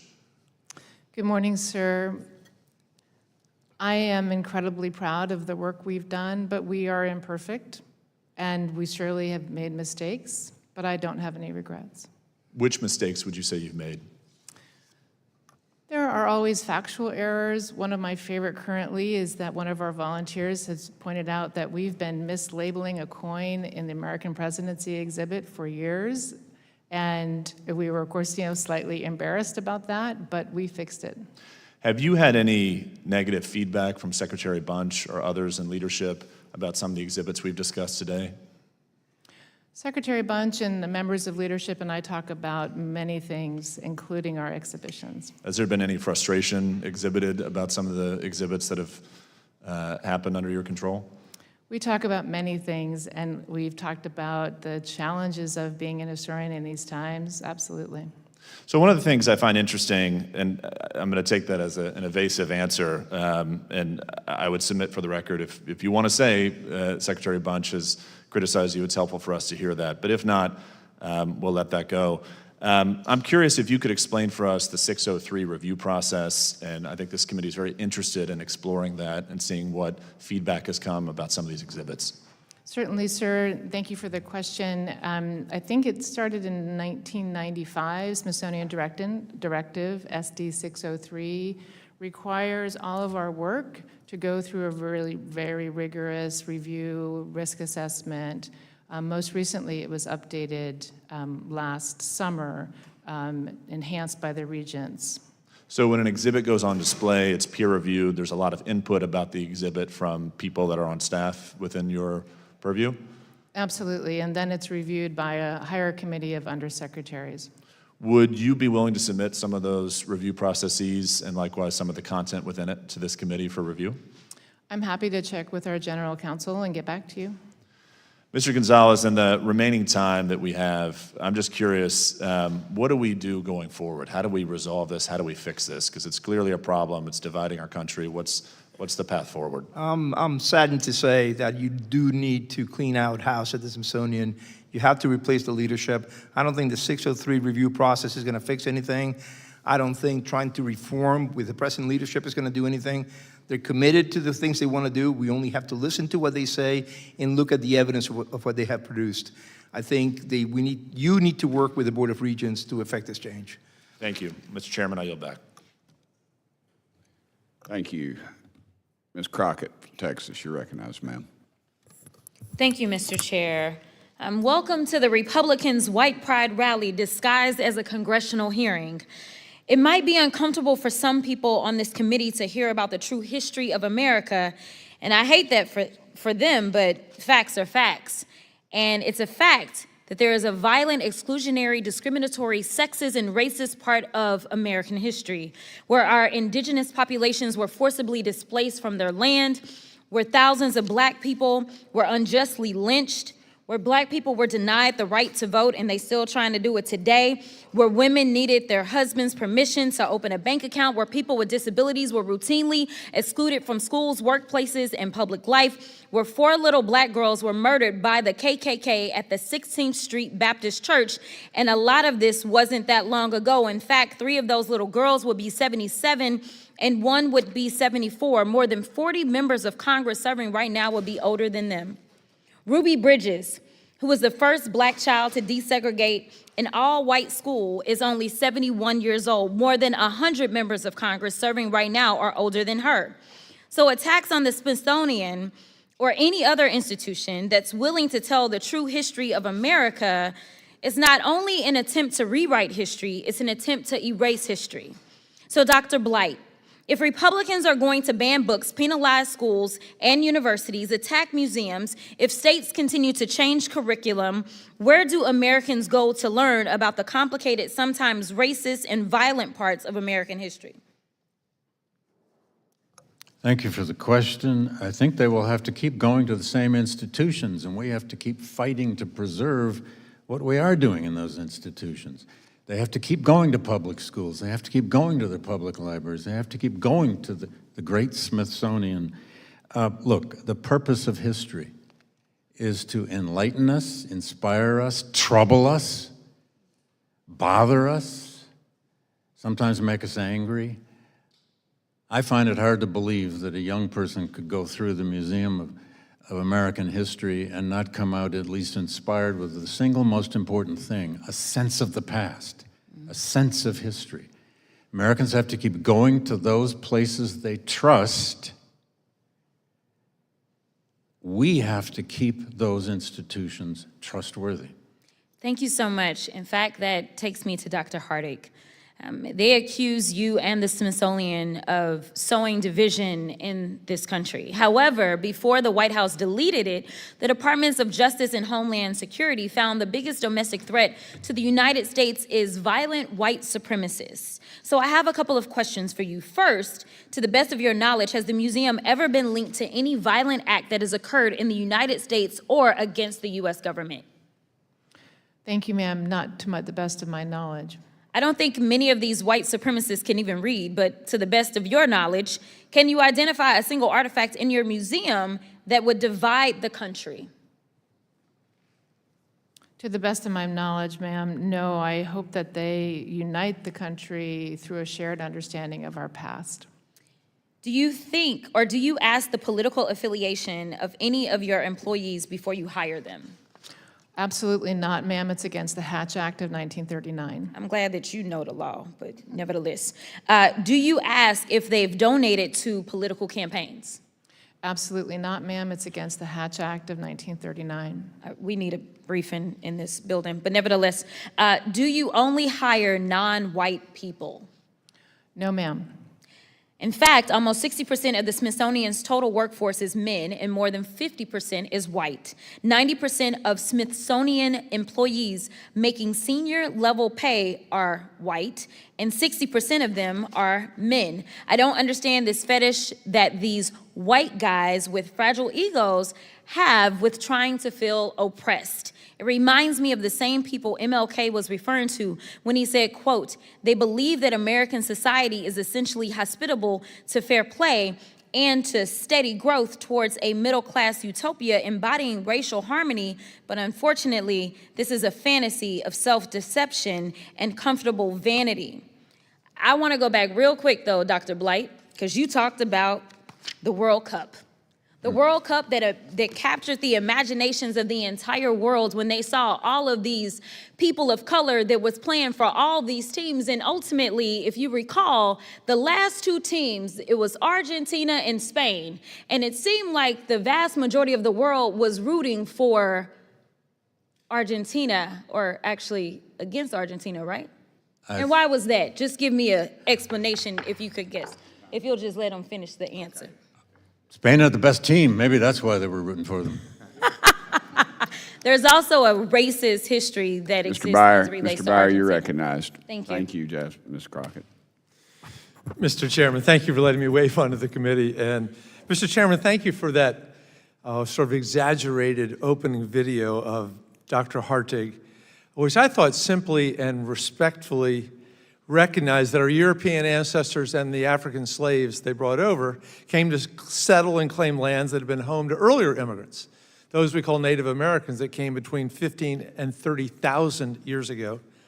Jared Diamond in Guns, Germs, and Steel points out that our virus and bacteria killed the majority of them. And then we proceeded to take their land, killed hundreds of thousands, moved them out of the regions in which they lived to reservations in South Dakota, Arizona, and other places. And we have the Trail of Tears, Wounded Knee, the Sandy Creek Massacre, the California Genocide, and the forced boarding schools. Dr. Hartig, why did you think it was important to offer a small amount of homage to those who had lived here before we came? Thank you, sir. It's a practice that I believe in, to acknowledge the layered complexity of our land and where we're standing and all those who have come before us, and an honor to recognize the first peoples of the United States. Thank you. Mr. Gonzalez talked about, quote, the erasure of American culture. I feel, especially listening to all the wonderful people today, that nothing could be further from the truth, because it's all an effort to tell all of American stories. Dr. Spalding said, tell the American national story. I mean, yes, I love America, Director Hartig loves America, Dr. Blight, Lonnie Bunch, but we don't pretend that we were perfect. It says, that we form towards a more perfect union. Dr. Blight, you talked, the most memorable phrase today was sanctioned ignorance. What would Dr. Hartig's museum look like if we suppressed everything that makes us uncomfortable? Well, it would be a nice, pleasing stroll through a museum and not much to talk about afterwards at lunch. It is. Frederick Douglass once said, America is its contradictions, all made up of its contradictions. And as a former slave, he understood that. The purpose of exhibiting history, of representing history, is not just to show the good and the bad. That's, of course, true, and everyone here has said it. But it's to stimulate our curiosity, to ask a question that we haven't asked before, to confront us with evidence we haven't seen before, a story we never knew. That's what a museum should do. That's what people will then talk about as they leave. If all they learn is a patriotic story, then frankly, professionally, curators and historians have not done their jobs. We do not serve the state. We serve the practice of the creation and dissemination of knowledge. Thank you very much. Dr. Harty, you've taken a lot of heat today for saying that your love for America is complicated. I'd argue that all love is complicated because we're not perfect and the people we love aren't perfect. But can you see your complicated love also being unconditional? And what did you mean by complicated love? Sure, thank you, sir. The placard that was held up in a march during the summer of 2020, which I think we can all remember, said, loving you, America is complicated. I may be misremembering it slightly. And I used that slide in a number of my presentations because I believe you can do both. I believe that loving America can be complicated as an historian. I also believe that as an individual, my love for America is unconditional. Great. Thank you very much. Mr. Chairman, I yield back. Thank you, sir. And I would like to enter Saving America's Story for the record. No objections. Ms. Stansbury, you're recognized. All right, well, it has been an interesting hearing, as these hearings always are, and so I have a lot of ground to cover. I want to just start out by, Mr. Chairman, inviting you to invite the entire committee to go down to the Smithsonian Museum. The American Smithsonian is a mere 2 miles from here, and I'd also like to invite some of my colleagues. If you want to come over, we can watch Drag Race, we can have some cocktails. I think you will have a different opinion once you watch it. Okay, but let's talk a little bit about the museum. I heard the testimony from the majority's witnesses today, and I have to say, I think probably most Americans, with all due respect, sirs, would have no idea what museums you're talking about, because that is not the museums as they are presented. And I think that, as many of my colleagues have stated today, if any of our colleagues had actually stepped foot in these museums in the last few weeks or months, they would actually know what's inside these museums. In fact, I go on a regular basis. I went twice over the last week. And I am curious, though none of my colleagues have stuck around to actually hear the rest of this hearing, how many people in this room have actually been to a Smithsonian museum in the last month or two? Audience? Oh, okay, all right. We got some people in here. Unfortunately, my Republican colleagues who felt this hearing was so important to schedule didn't even bother to wait to the end to answer the question, maybe because they couldn't. Now, let me take you on a very quick, brief virtual tour of the museum since we can't physically go over there. This is the Star-Spangled Banner. This is the American flag that is famous. It is one of the most prominently displayed exhibits at the American History Museum. This is Abraham Lincoln's hat. This is the desk that the Declaration of Independence was written on. If you have been to the Smithsonian Castle for the 250th birthday, which I was just a couple of weekends ago, it is right as you walk in. So to our colleague that didn't know it was there, go over to the castle. This is, of course, R2-D2, Star Wars. We've got some Star Wars fans. Ruby slippers. This is the first Wright flyer, the Wright brothers. And, of course, this is the command module of Apollo 11, which was instrumental in the first landing on the moon. That is American history, and this is what's featured in the American History and other museums of the Smithsonian. And so notwithstanding this crazy report that just got added into the record, and notwithstanding the insane testimony we heard today, I really do encourage every single person in America and across the world to come visit one of our greatest institutions in this country. Now, there was a lot of conversation today about what do race, gender, identity, culture have to do with the American story? That is the American story. We are the greatest nation on planet Earth. We are diverse. We are huge. We are filled with every language, every culture, every people on planet Earth who come here to aspire to the freedoms that are protected in that Declaration and that Constitution that is featured prominently in the Smithsonian Museum. But our museums are also keepers of our story in all its complexity and all its pain, and they are there to also reflect who we are as people.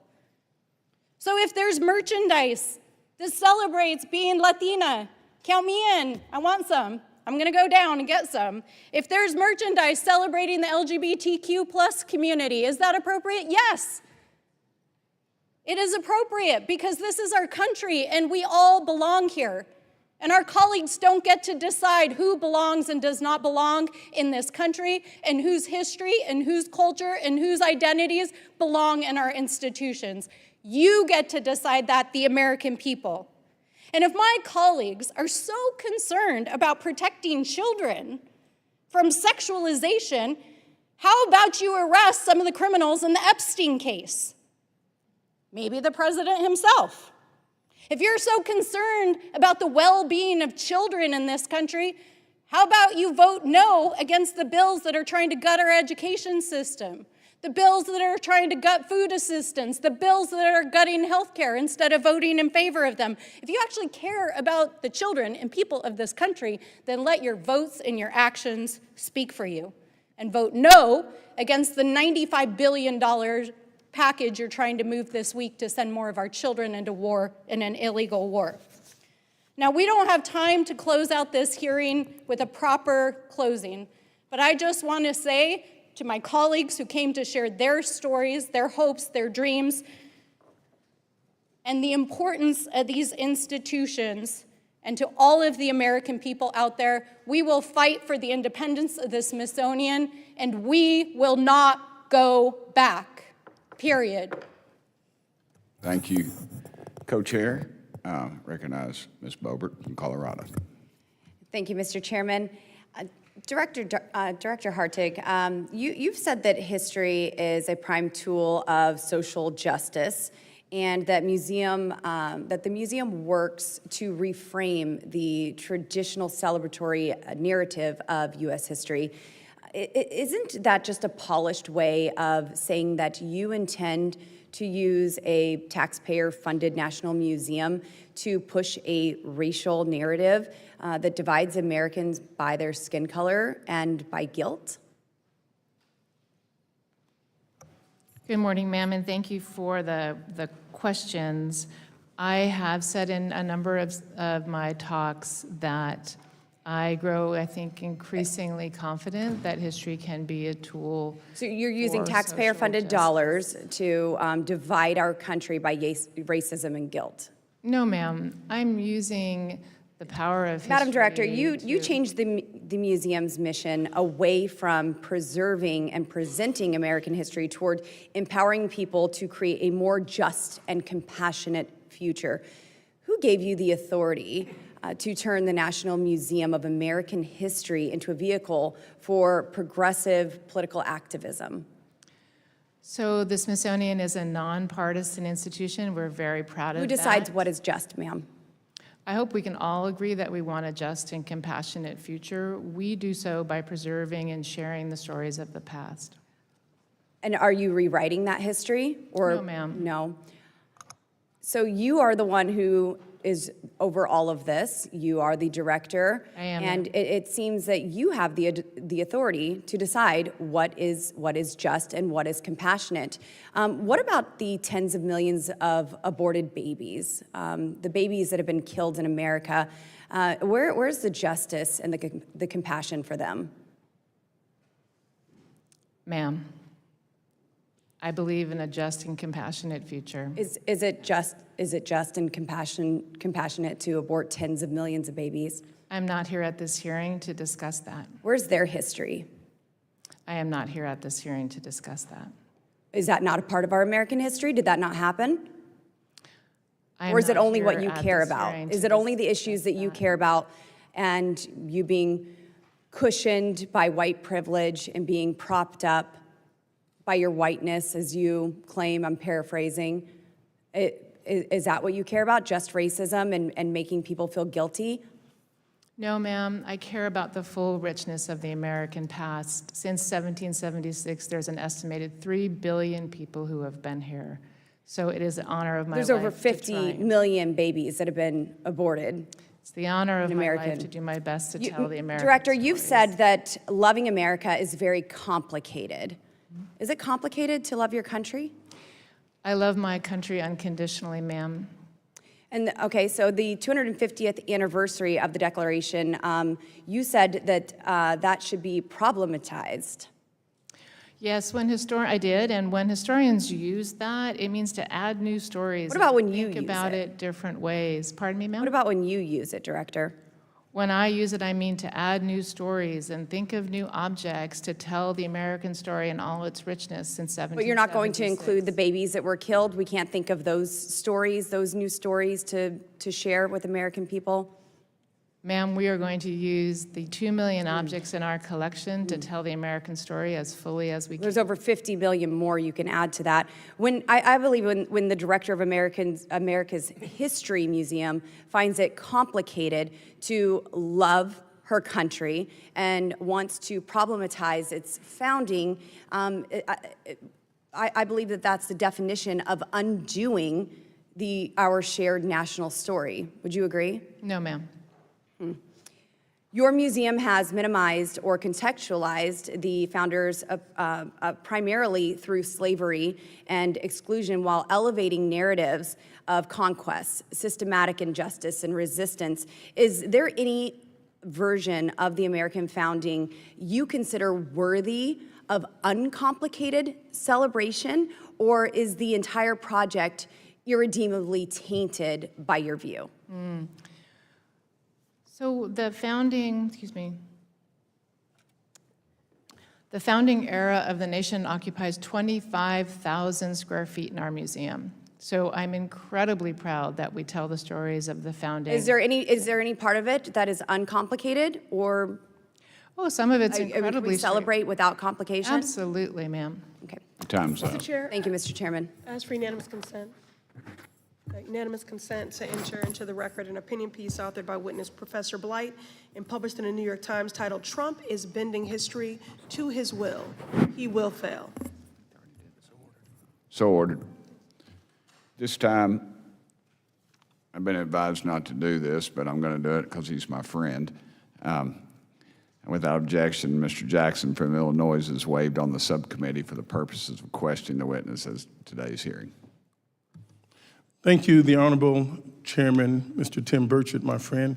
Thank you, Ms. Stansberry, and all the panelists that have come today. I have enormous concern about what is happening at the museum structure, particularly under the Trump administration. History is not something that we seek to change or bend. History was taking place before we arrived. History is something that we should learn from. And to the degree that Mr. Trump, specifically on the 4th of July of 2026, took further attacks at the National Museum of African American History, I thought it was very concerning.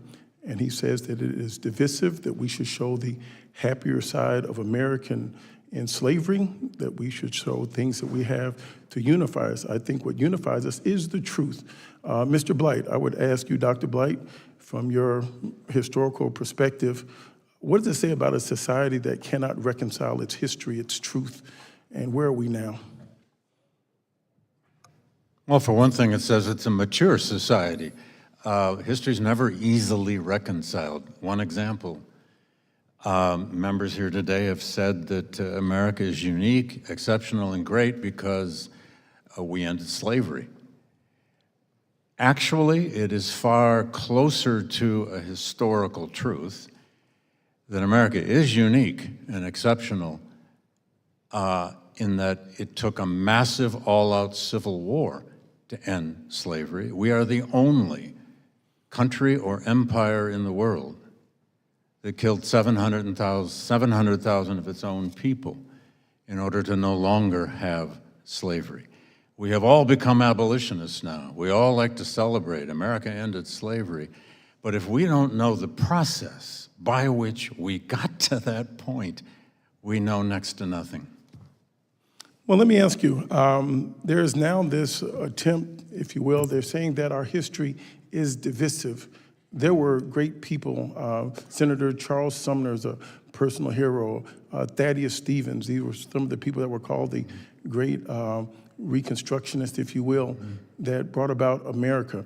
When you cancel out African Americans in American history, you in fact don't tell the whole story. The purpose under Dr. Cargie Woodson, who started off with African American History Week, and then Gerald Ford creating African History Month, and even to the dedication of the museum that was allocated the land by George W. Bush. How do we tell the whole story so we can show the progress that we've made and the resilience in America? Well, Congressman, it's not simple. Last fall, with two colleagues at Yale, Beverly Gage and Joanne Freeman, I taught a course called America at 250, A History. Now, no one teaches this way anymore. No one tries to do the whole story in one course. We had so many people attending the course, we had to hold it in the chapel of the university. And it was done under a rubric where Yale allows the community to come. We had 400 local citizens attending every day. We had 400 undergraduates attending every day. We taught the whole national story, the big picture, in one course. It was a little crazy, but we pulled it off. And we found there was a deep yearning to know the whole story, but through all of the new histories as best we could that we've come to know and understand. It goes without saying that if you erase your past, you'll pay for it. Well, I'd like to say very much thank you, and I'd like to share this for the record. I was at the dedication of the museum 10 years ago, and George W. Bush, I have to say thank you to him. He dedicated this land, he wanted it prominent, and he also said in his remarks, and I would recommend other people read his remarks, there were about 5 minutes, and this is just one brief section. He says, this museum is an important addition to our country for many reasons. Here are three. First, it shows our commitment to truth. A great nation does not hide its history, it faces its flaws and corrects them. This museum tells the truth that a country founded on the promise of liberty held millions in chains, that the price of our union was America's original sin. I went and I thanked Mr. Bush for having made this a very prominent part of the mall and for having brought truth to the American narrative. Dr. Blight, I'll leave you with any last words. Well, I'd only add to that no less than Lonnie Bunch himself thanks President George W. Bush every chance he gets for the support for that museum. Thank you, Dr. Blight. My dear friend, Dr. Tim Burchett, thank you so much for your generosity in letting me share a few minutes. Don't gavel me out. I would appreciate it so much. Thank you, Mr. Timothy Birch. You're welcome, Chairman Jackson. In closing, I want to thank our witnesses once again for their testimony.